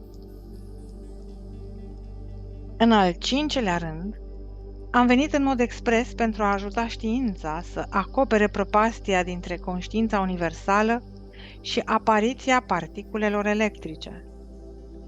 Fără această punte între dimensiunea spirituală nevăzută și lumea văzută a materiei, știința va rămâne înrădăcinată în idei și concepte vechi, în loc să avanseze pe noi tărâmuri de cercetare spirituală științifică pentru îmbunătățirea omenirii. De asemenea, am venit să vă arăt adevărata natură a ceea ce v-a făcut să fiți și v-a dat individualitate. Căci fără această cunoaștere, care vă va dezvălui natura ființei voastre duale, dar pe deplin interconectate, spirit și corp, veți rămâne de asemenea înrădăcinați în același nivel de conștiință la care vă aflați în acest moment. Vreau să clarific în mod evident că nimic nu vine niciodată din nimic. Aceasta este o zicală bine cunoscută printre voi și perfect adevărată. Cu toate acestea, există o fundație eternă, infinită și consistentă a ființei și aceasta am să vă dezvălui. Voi nu ați fost creați, ci v-ați tras ființa din el. Evident, nu ați fi putut proveni din ceva complet străin de propria voastră conștiință. Îi cer recorderului meu să aleagă câteva exemple banale și ușor de înțeles. Nu ai putea să scoți umplutura pentru tarte dintr-o cuvă de melasă și să descoperi că este carne tocată. Nu ai putea să storci o portocală și să faci bere de ghimbir din sucul ei. Nu ai putea umple un balon cu aer, să-l spargi și să descoperi că este plin de jeleu. Toate exemplele de mai sus, alese de către recorderul meu, sunt exemple de logică. Vreau să vă dați seama că întregul vostru univers este o manifestare a logicii și a efectelor logice consecvente care decurg din cauzalități conexe. Punctul 6. Cauză și efect vizibil. Universul vostru este cauză și efect făcute vizibile. Acesta este un principiu invariabil al existenței. Dacă există cazuri de abateri, cum ar fi experiențele paranormale sau vindecările instantanee, omul obișnuit exclamă uimit, iar știința refuză să creadă că așa ceva este posibil. Pe măsură ce explicația mea se va aprofunda, veți înțelege în cele din urmă cum au loc astfel de abateri, în mod logic și eficient. Cu alte cuvinte, aceste devieri au loc în conformitate cu legile spirituale naturale și servesc întotdeauna unui scop necesar. Nu există nicăieri în creație o lipsă de minte, nici măcar la furnică sau la țânțar, cu excepția cazului în care mintea unei entități s-a născut defectă sau a fost deteriorată. Prin urmare, este clar, trăiți și acționați într-un univers fizic care prezintă cel mai înalt grad de inteligență și activitate intenționată în cadrul creației materiei însăși, în corpurile fizice ale tuturor entităților individuale, de la plante la ființe umane. Din păcate, acest grad ridicat de inteligență și de activitate cu scop este doar minim în conștiința afișată de către entitățile create în sine, de la plante la ființe umane. Cu alte cuvinte, corpurile în care vă conduceți viețile, în care gândiți, simțiți și faceți tot ceea ce vă vine în minte, manifestă în organele lor fizice și în părțile lor funcționale un grad de inteligență și un scop iubitor mult mai înalt decât conștiința voastră umană.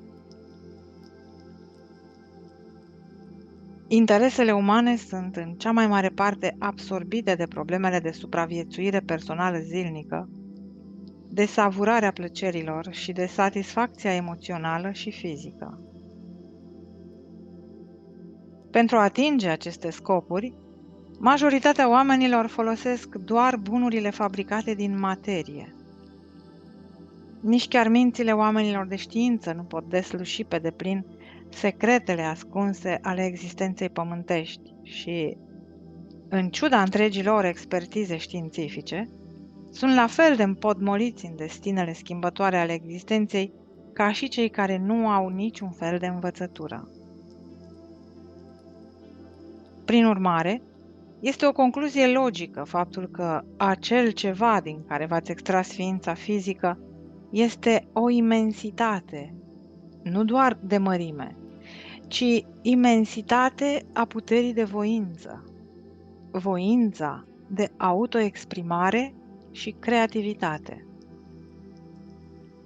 Vizualizați pentru o clipă dimensiunea universului material, soarele și căldura sa, luna, planeta Pământ și sistemul solar, galaxiile de stele și faptul că tot acest material vizibil este total interdependent, dar și dependent de mișcarea corpurilor planetare și supus legilor universale de funcționare și mișcare consecventă. Acest vast univers și-a avut originile în și a fost extras din centrul ființei voastre. Și întreaga forță și energie de viață din univers a fost extrasă din același centru al ființei.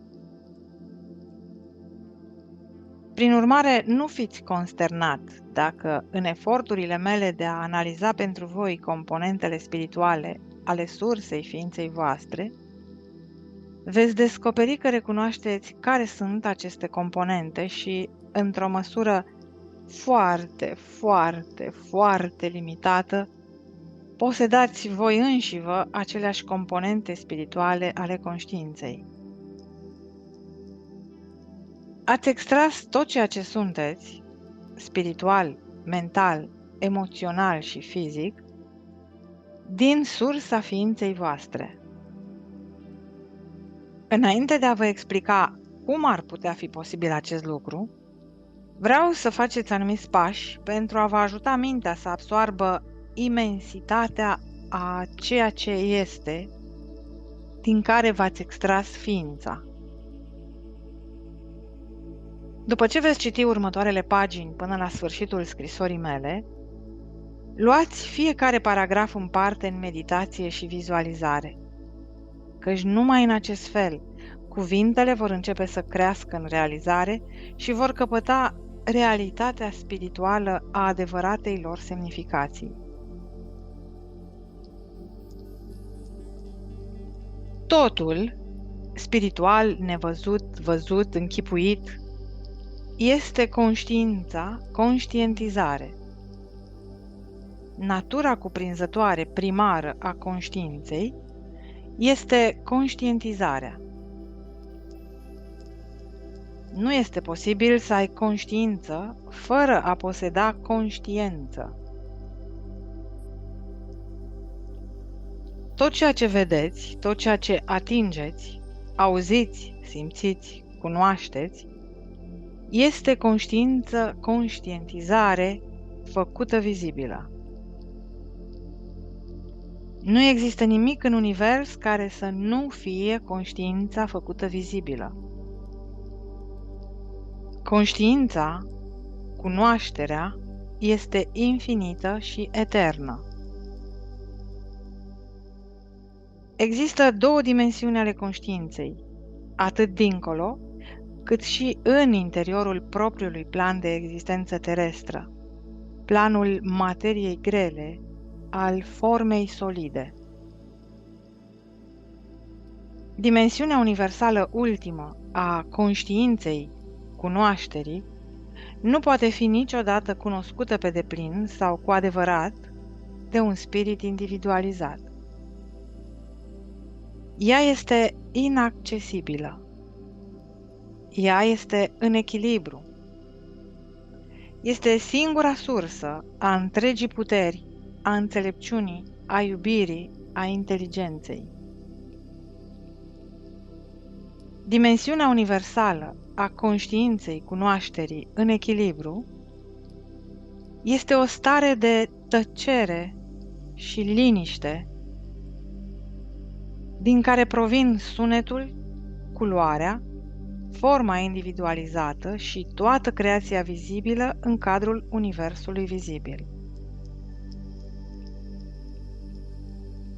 Din dimensiunea universală ultimă a conștiinței cunoașterii în echilibru, a ieșit întreaga creație.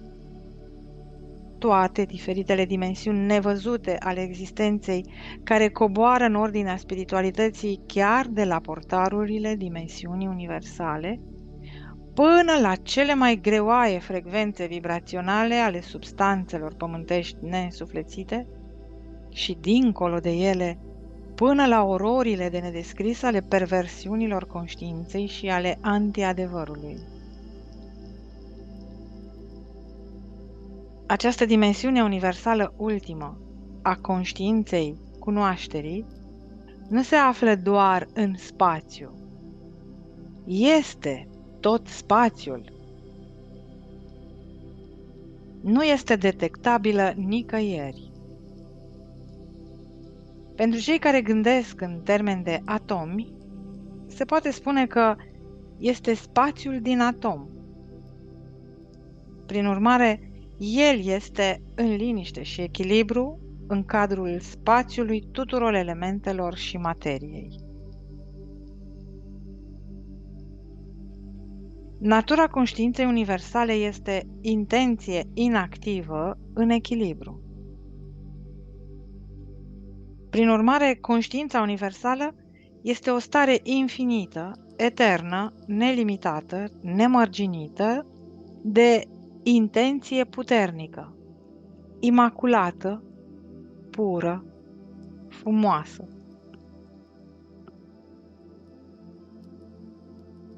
Această intenție este de a exprima natura sa. Intenția naturii conștiinței universale este în întregime voință și scop, întotdeauna unite în îmbrățișare. Voința universală este mișcarea și crearea. Scopul universal este de a da formă individuală creației și de a o experimenta. În cadrul dimensiunii universale ultime a intenției conștiinței cunoașterii, voința universală se află într-o stare de atracție reciprocă cu scopul universal, ambele în echilibru perfect, în tăcere și liniște. Voința universală este inteligența universală. Scopul universal este iubirea universală. Ambele în echilibru universal, în atracție reciprocă, din care au luat formă toate lucrurile vizibile și invizibile și impulsurile umane. Dacă ai putea primi în tine plenitudinea realității universale, ai fi dezintegrat de puterea explozivă a acesteia și dizolvat în conștiința cunoașterea fără formă, care transcende atât de mult umanitatea individuală, precum căldura și lumina soarelui tău, de miliarde de ori mai puternică decât lumina licuricilor tăi care pâlpâie în întuneric. Când eram pe pământ, făceam o distincție între Tatăl vostru din ceruri și Tatăl vostru din interiorul vostru. Când am vorbit despre Tatăl vostru din ceruri, mă refeream la inteligența universală. Din cauza atitudinii evreiești față de femei, m-am referit doar la acest aspect al conștiinței universale. Acum, pentru voi, care sunteți atât de conștienți de egalitatea dintre sexe, vorbesc despre conștiința tată-mamă, în echilibru. În cadrul conștiinței universale, cunoașterii universale, în care conștiința tatălui este inteligența universală. Conștiința mamei este iubirea universală. Instrumentul energiei creatoare a conștiinței tatălui. electricitatea, se află într-o stare de atracție reciprocă, în echilibru cu instrumentul energiei creatoare a conștiinței mama, magnetismul. Pentru că uneltele tatălui mama, electromagnetismul, este în echilibru în conștiința universală, nu va fi niciodată detectat în spațiu de către oamenii de știință, indiferent de modul în care aceștia ar putea sonda spațiul. Impulsul voința conștiinței tatălui este activitate inteligentă. În echilibru cu impulsul scopul conștiinței mamă, care este îngrijire pentru supraviețuire. Conștiința tată-mamă este o puternică forță impersonală și totuși este personală pentru tine chiar înainte de a căuta să iei contact cu ea. Pe măsură ce evoluați spiritual, o veți simți, pentru că ea este realitatea ființei, ea este pretutindeni și în toate.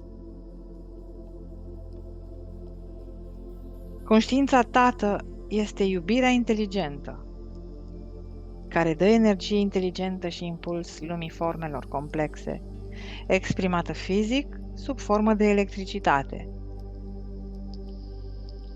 Conștiința mamă este inteligența iubitoare, care dă scop și impulsul pentru supraviețuire formelor complexe individualizate, exprimată ca magnetism, adică atracție și respingere. Acestea sunt impulsurile primare universale ale tuturor ființelor din conștiința universală. Sursa ființei tale, inteligența, iubire. Aceasta este starea de ființă de dinaintea creației. Conștiința, cunoașterea în interiorul unei stări de echilibru. Vreau să vă deplasați din nou într-o stare interioară de echilibru conștient, în care toate gândurile sunt liniștite în mintea voastră și totul se află în tăcere. Sunteți în control interior.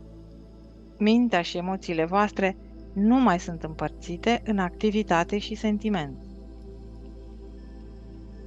Este posibil să simțiți o acumulare de putere în interiorul vostru. Putere, pace și mulțumire. Aceasta exprimată în voi, în forma individuală, este starea de ființă din care a apărut creația. Vreau să observați că echilibrul este imposibil în momentul în care este introdus gândul. Vreau să vă dați seama că dimensiunea universală este o dimensiune de impulsuri neformate. Ea nu conține niciun proiect de creație. Ea se află într-o stare de formă nedivizată. Echilibrul, atracția dintre impulsurile opuse, a se deplasa și a rămâne legat, creează o spirală infinită de energie autonomă. Energia autoconținută a constrângerii mutuale este dincolo de puterea individualității de a-și imagina măcar. Așa cum v-am mai spus, dacă individualitatea ar putea intra în dimensiunea universală a impulsurilor gemene, care se constrâng și se atrag reciproc, de mișcare și nemișcare, individualitatea ar fi imediat dizolvată și ar reveni la echilibrul conștiinței universale. Gândiți-vă la imensitatea inimaginabilă a puterii conținute în cadrul constrângerii și atracției mutuale a celor două impulsuri în conștiința universală care sunt în primul rând conștiința, intenția de conștientizare, voință, scop, inteligență, iubire. Combinate ca impulsurile iubirea inteligentă și mișcarea, reprezentate de electricitate, în echilibru cu inteligența iubitoare, atracție-respingere, reprezentată de magnetism. Cele de mai sus descriu dimensiunea universală nelimitată înainte de Big Bang. Știți acum că procesul creativ tată-mamă și instrumentele de creație fizică se află toate într-o stare de echilibru în cadrul dimensiunii universale, dar acum acest echilibru trebuie să explodeze pentru a aduce forma individuală.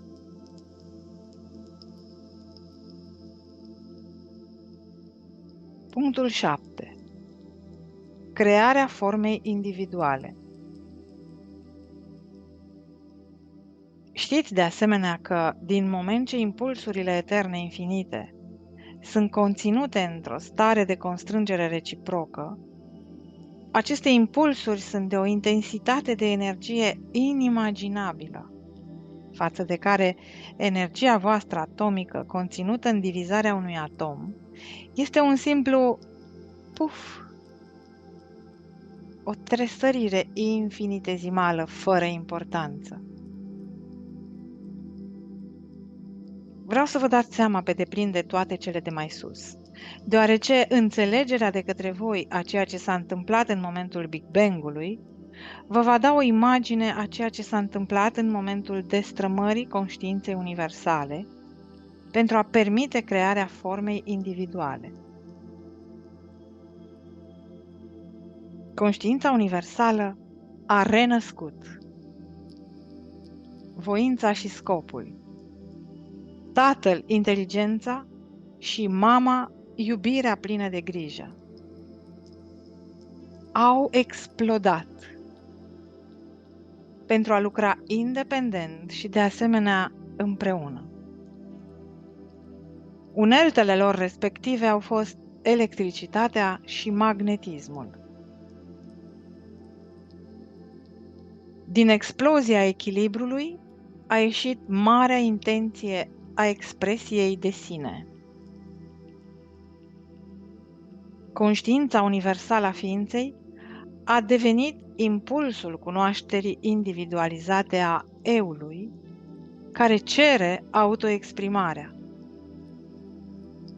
Viață și ego sunt sinonime în dimensiunea materiei. Au devenit conștiința însăși a materiei. Ce este conștiința vieții? Este tatăl inteligență, impulsul mișcării, văzut ca electricitate, și mama iubire, impulsul scopului, îngrijire, supraviețuire, văzut ca magnetism în materie. Puteți începe să vă imaginați explozia de conștiință, de conștientizare, pentru a vă ajuta să vizualizați o minusculă fracțiune a ceea ce s-a întâmplat în momentul Big Bang-ului. Încercați să vă amintiți un moment în care ați trăit și voi o explozie în conștiința voastră. Acest lucru are loc atunci când v-ați propus cu toată ființa să atingeți un obiectiv foarte important.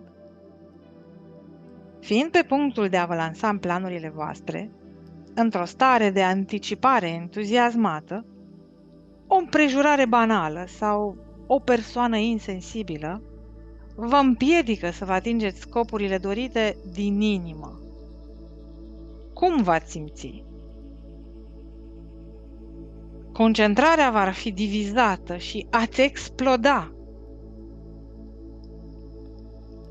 Și aici trebuie să apelez la recorderul meu pentru a gândi câteva exemple ale ceea ce vreau să spun în termeni umani, căci cea mai mică conștiință pământeană se trage din conștiința universală.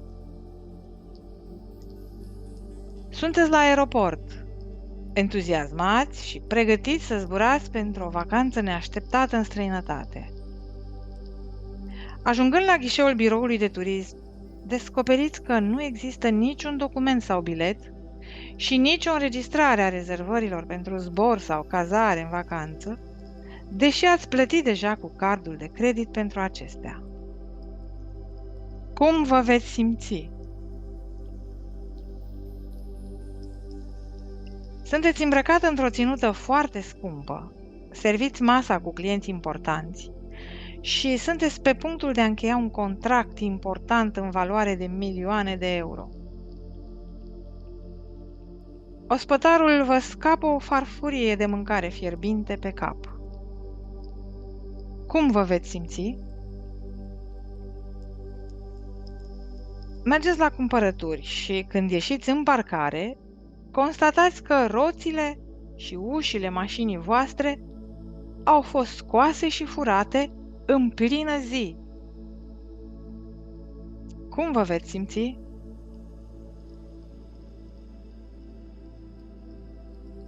Cu simpatie, vă deschideți poșeta pentru a-i da unui cerșetor infirm și jalnic toți banii voștri. Dar omul se ridică în picioare, vă smulge cu forța poșeta și fuge ca un atlet. Cum vă veți simți? În astfel de cazuri veți avea o puternică conștientizare a ceea ce trebuie să faceți în prim planul minții voastre.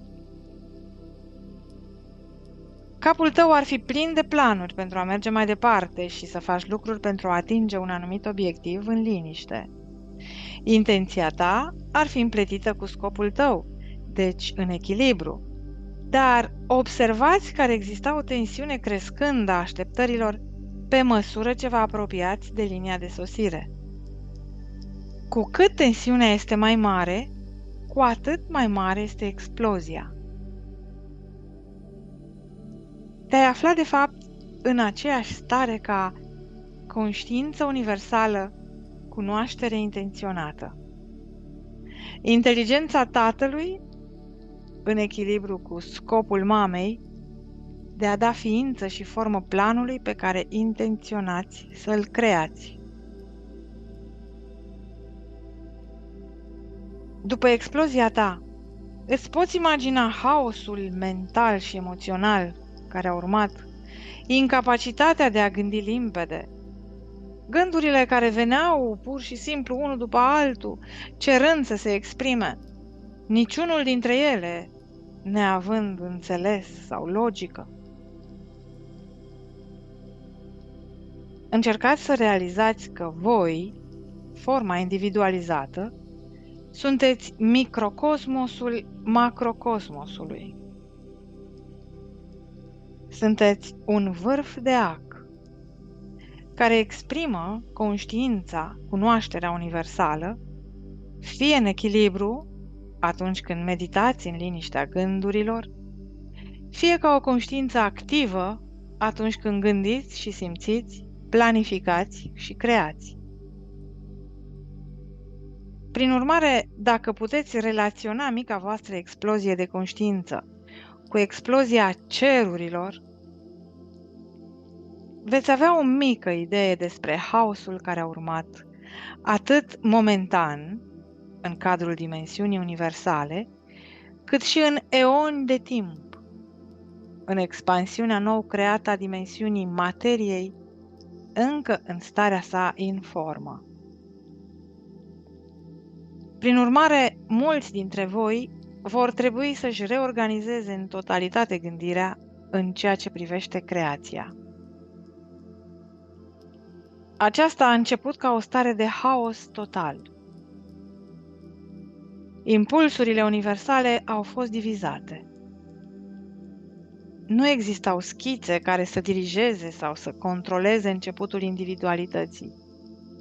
Impulsurile erau încă fără nicio formă conștientă sau direcție.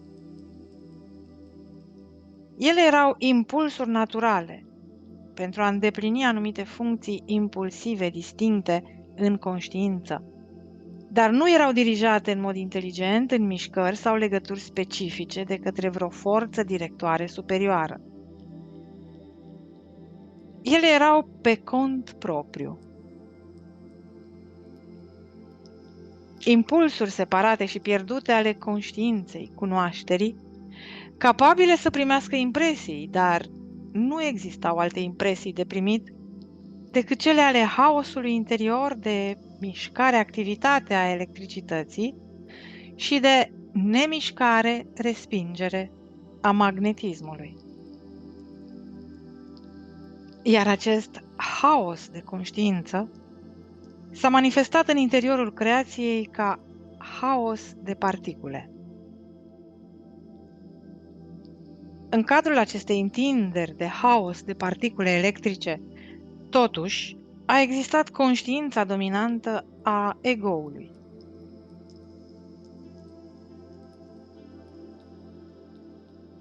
Indiferent de haos, eu-ul sau ego-ul s-a manifestat în intenția tatălui de a se mișca, de a prelua controlul, de a crea. Eu-ul a luat forma inițială într-o încărcătură pozitivă de energie electrică. Ea a devenit forța dominantă a eu-ului ca un proton cu satelitul său de sarcină electrică negativă, după care s-a activat scopul mamei de a se lega în acele condiții de întâlnire a unei sarcini electrice pozitive cu o sarcină electrică negativă. S-au luat unul pe altul, așa cum s-ar putea spune despre masculul și femeia evoluată din speciile vii, și s-au unit. Scopul de respingere al mamei era de asemenea activat atunci când două sarcini electrice pozitive sau două sarcini electrice negative păreau să se întâlnească și să reacționeze negativ. Ea intervenea și le îndepărta.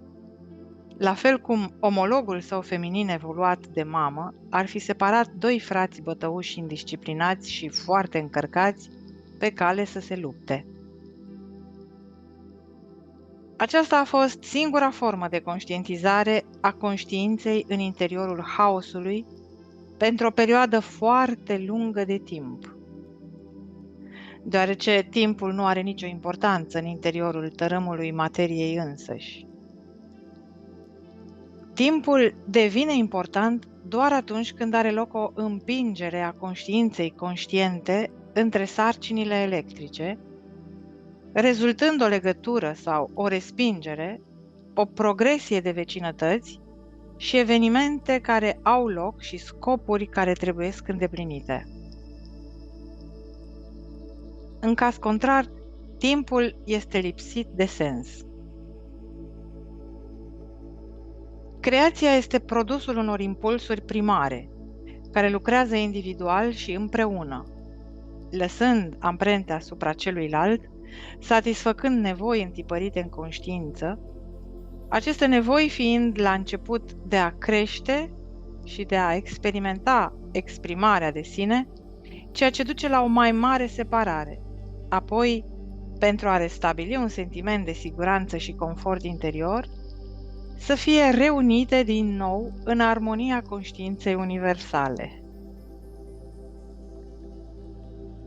Din această forță motrice pentru o armonie reunificată a ființei, a apărut impulsul masculin-feminin de reunire pentru a recăpăta fericirea care este îngropată în conștiința sufletului.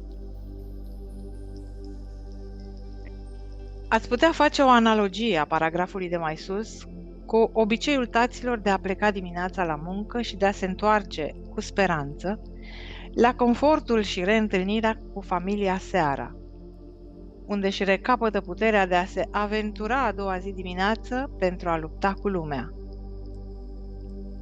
Prin urmare, procesul de creație, de autoexprimare universală, a avut nevoie de miliarde de ani în timp pentru a se realiza.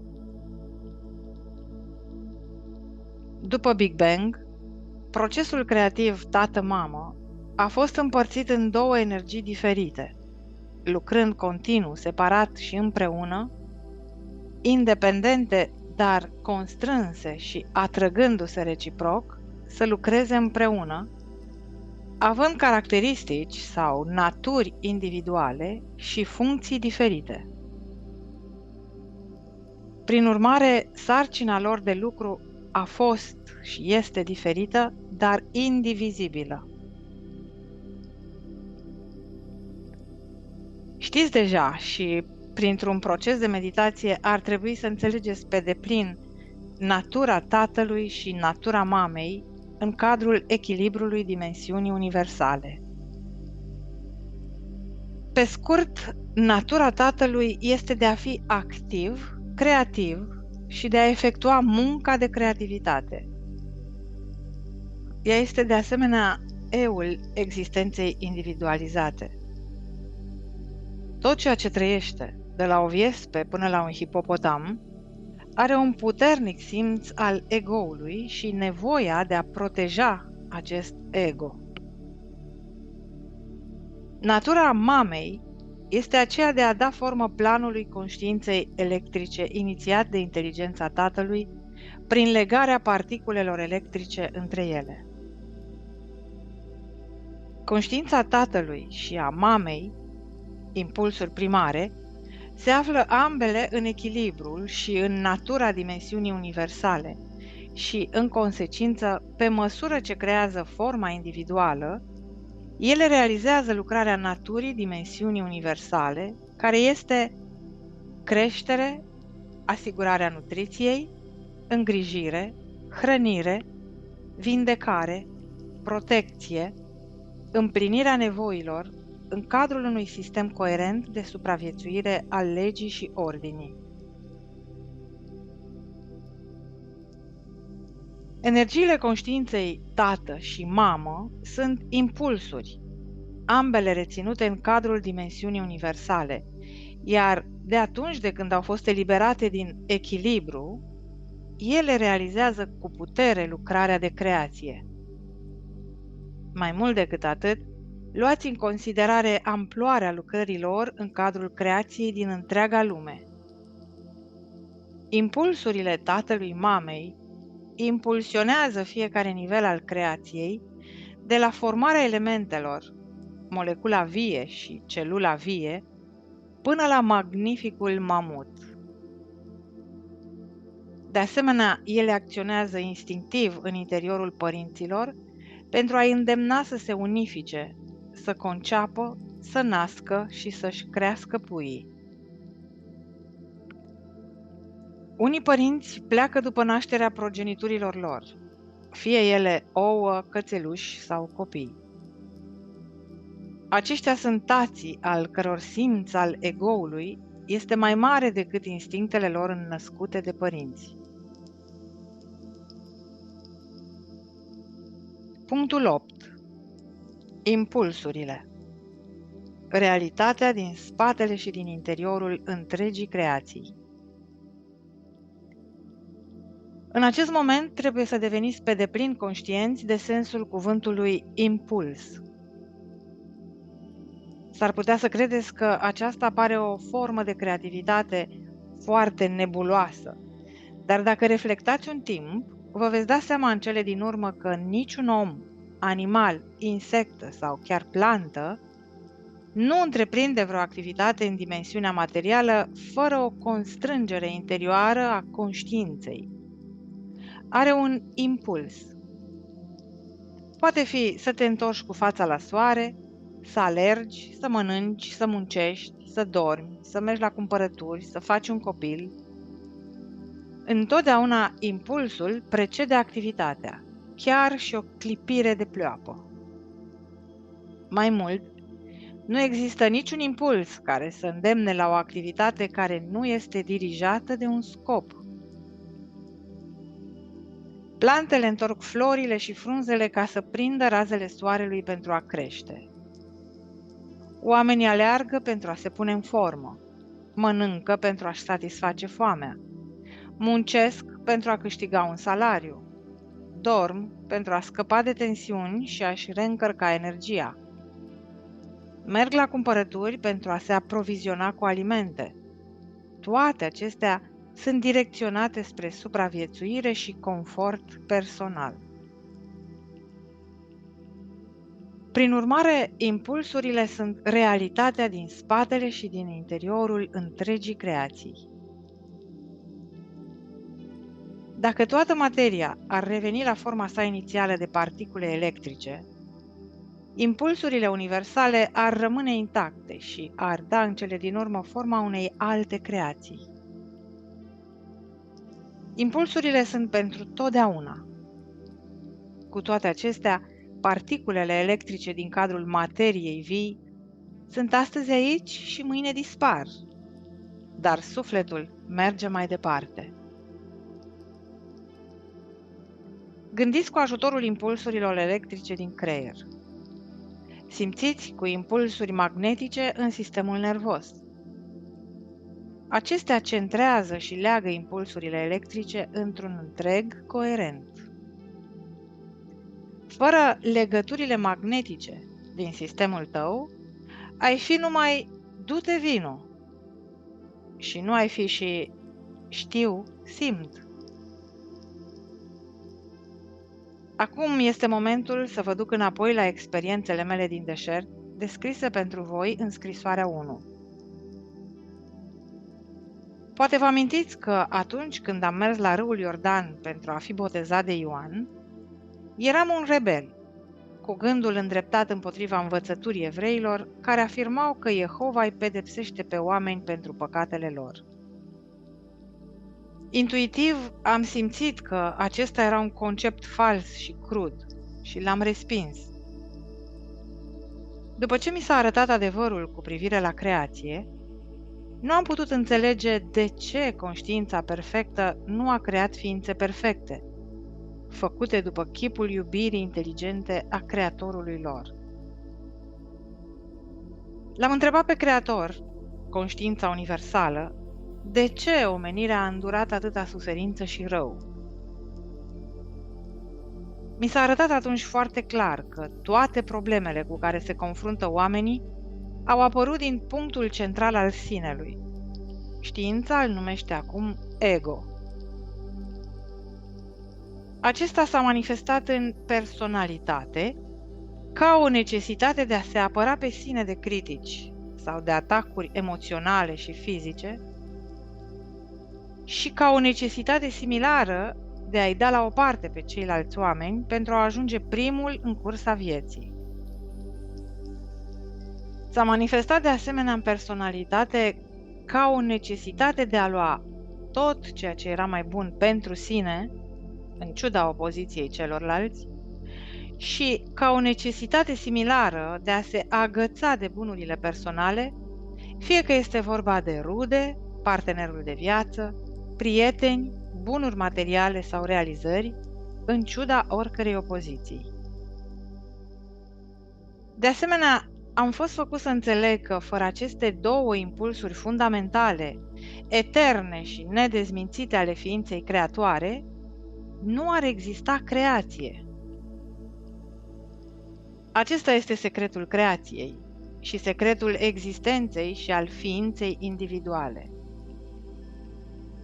Lucrând împreună ca o echipă, separat, dar inseparabili în lumea vizibilă, aceste impulsuri gemene au fost mijloacele prin care substanța materiei însăși a fost creată din sublima conștiință universală. Un impuls al creativității este eul activității.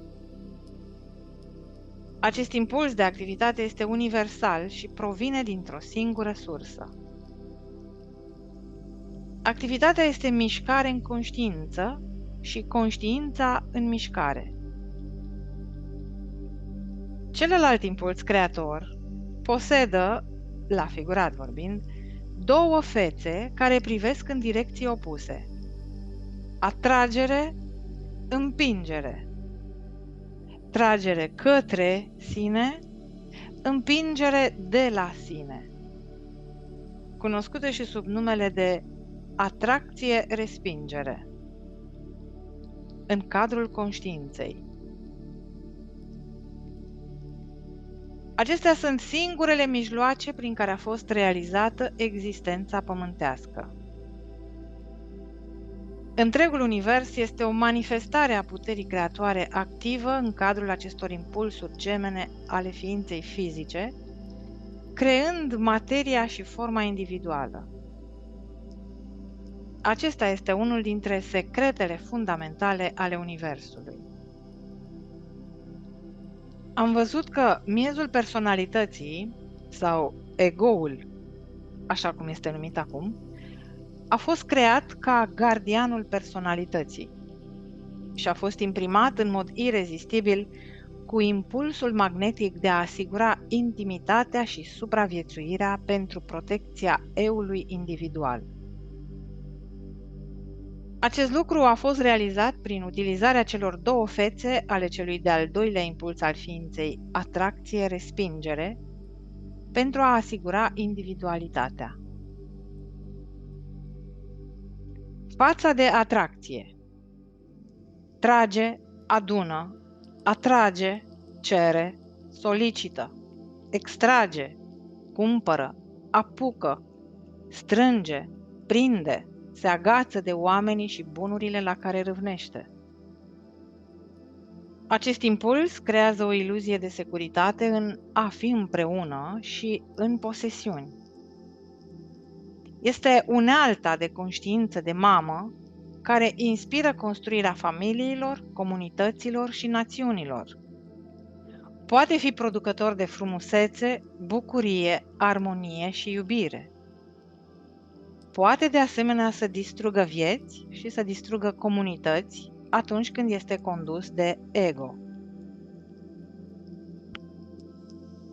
Fața de respingere respinge de la o parte, îndepărtează, evită tot, oameni, animale, bunuri pe care nu le dorește.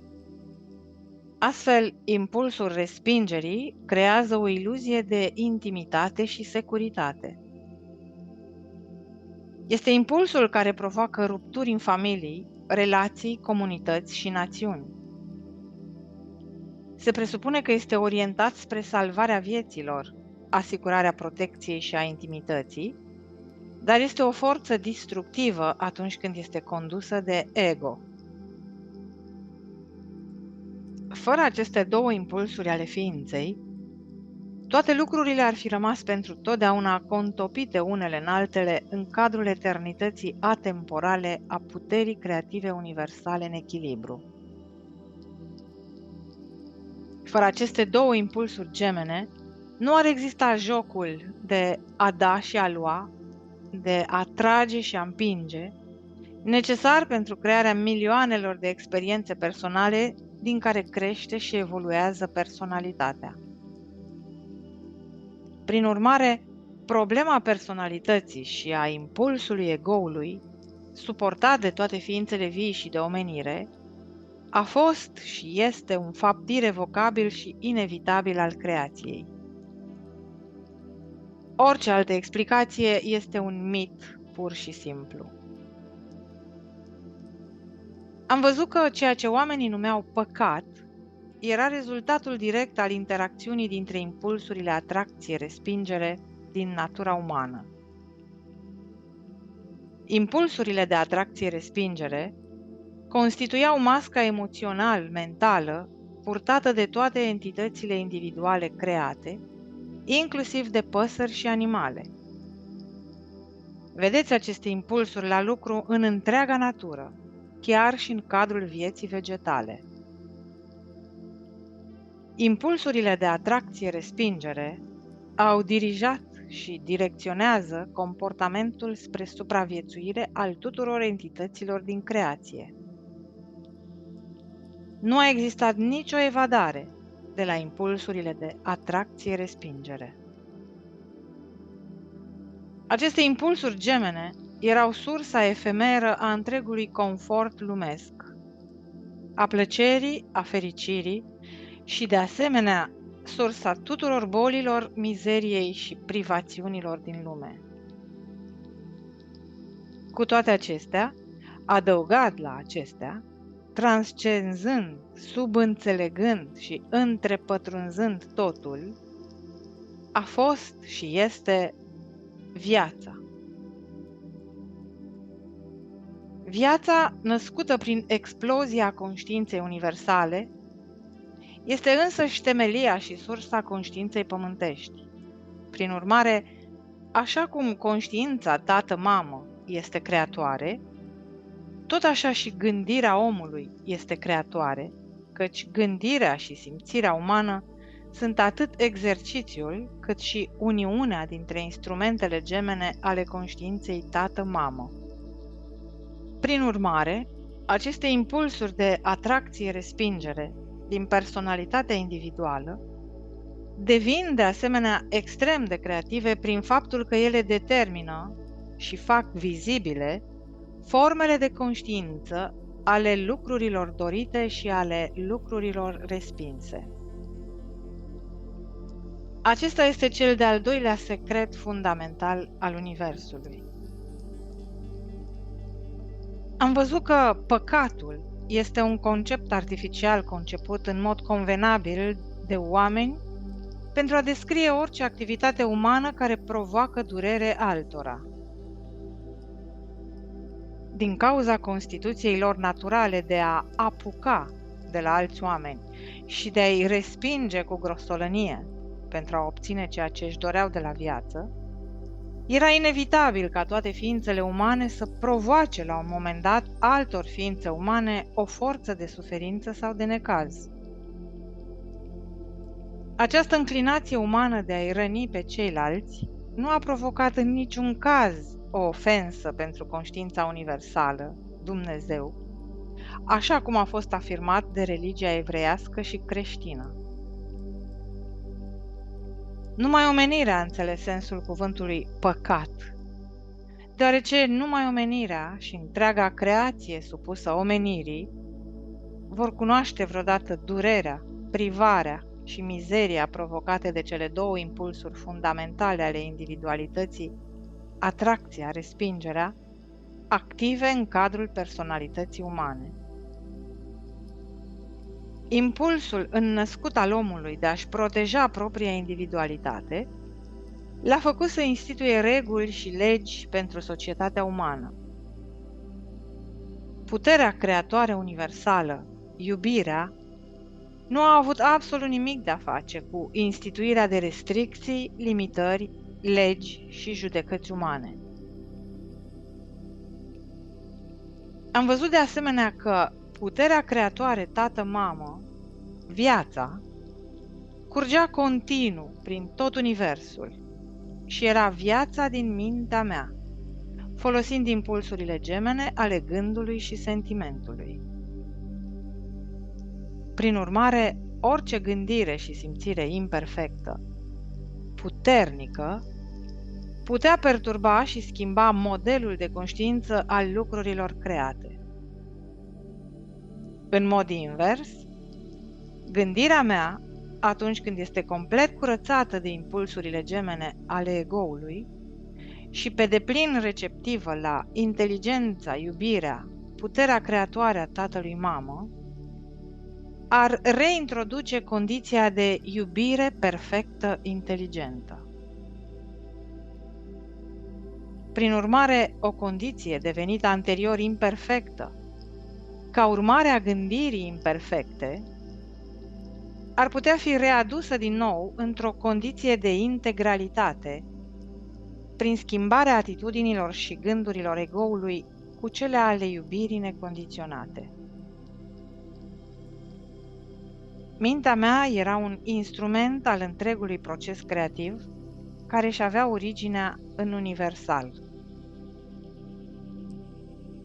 Acum că știam că așa stau lucrurile, știam acest lucru din punct de vedere spiritual, intelectual, emoțional, Mi-am dat seama că puteam și trebuia să iau măsuri pentru a depăși cele două impulsuri ale ego-ului care îmi guvernau anterior mintea, pentru a permite realității divine să aibă o libertate deplină de acțiune prin mintea și creierul meu.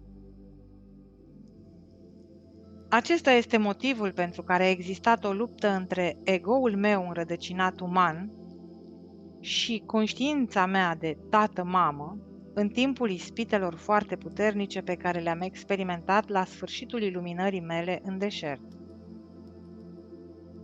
Satana nu a avut nimic de a face cu lupta de atracție-respingere care a avut loc în conștiința mea. Războiul a fost purtat între impulsurile gemene ale individualității, atracție-respingere, și realitatea divină care mi se făcuse cunoscută sub numele de iubirea, viață inteligentă, transcendentă, dar aflată totuși în mine și care avea să preia treptat controlul asupra individualității mele într-o măsură tot mai mare dacă meditam continuu și îmi curățam conștiința de impulsurile egoiste. Cele de mai sus reprezintă o descriere a cunoștințelor puternice cu care m-am întors la Nazaret.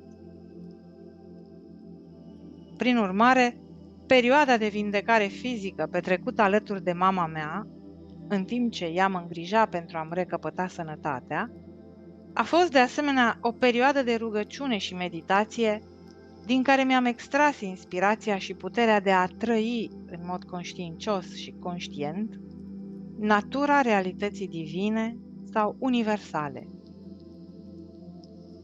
După cum știți, natura divină sau realitatea universală este viața. Atunci când viața este activă în cadrul creației, sau putem spune de asemenea în cadrul individualității creației, ea crește, hrănește, asigură hrana, regenerează, vindecă, protejează, asigură supraviețuirea, satisface nevoile a tot ceea ce a fost creat, toate acestea într-un sistem de armonie perfectă, de cooperare, de lege și ordine. Aceasta este natura vieții. Toată activitatea sa în creație se desfășoară în conformitate cu natura universală, promovarea binelui suprem al tuturor lucrurilor vii. Dacă puteți înțelege aceste cuvinte, vă veți da seama de ce m-am întors din deșert un om plin de bucurie, cu o nouă conștientizare a frumuseții lumii, cu un sentiment de încredere absolută și știind că era posibil să controlez aspectul materiei. Veți simți împreună cu mine propria mea euforie că acum puteam să le ofer evreilor vestea glorioasă că împărăția cerurilor se afla în mijlocul lor. Tot ce trebuiau să facă era să o găsească cu ajutorul meu, iar viețile lor se vor schimba pentru totdeauna.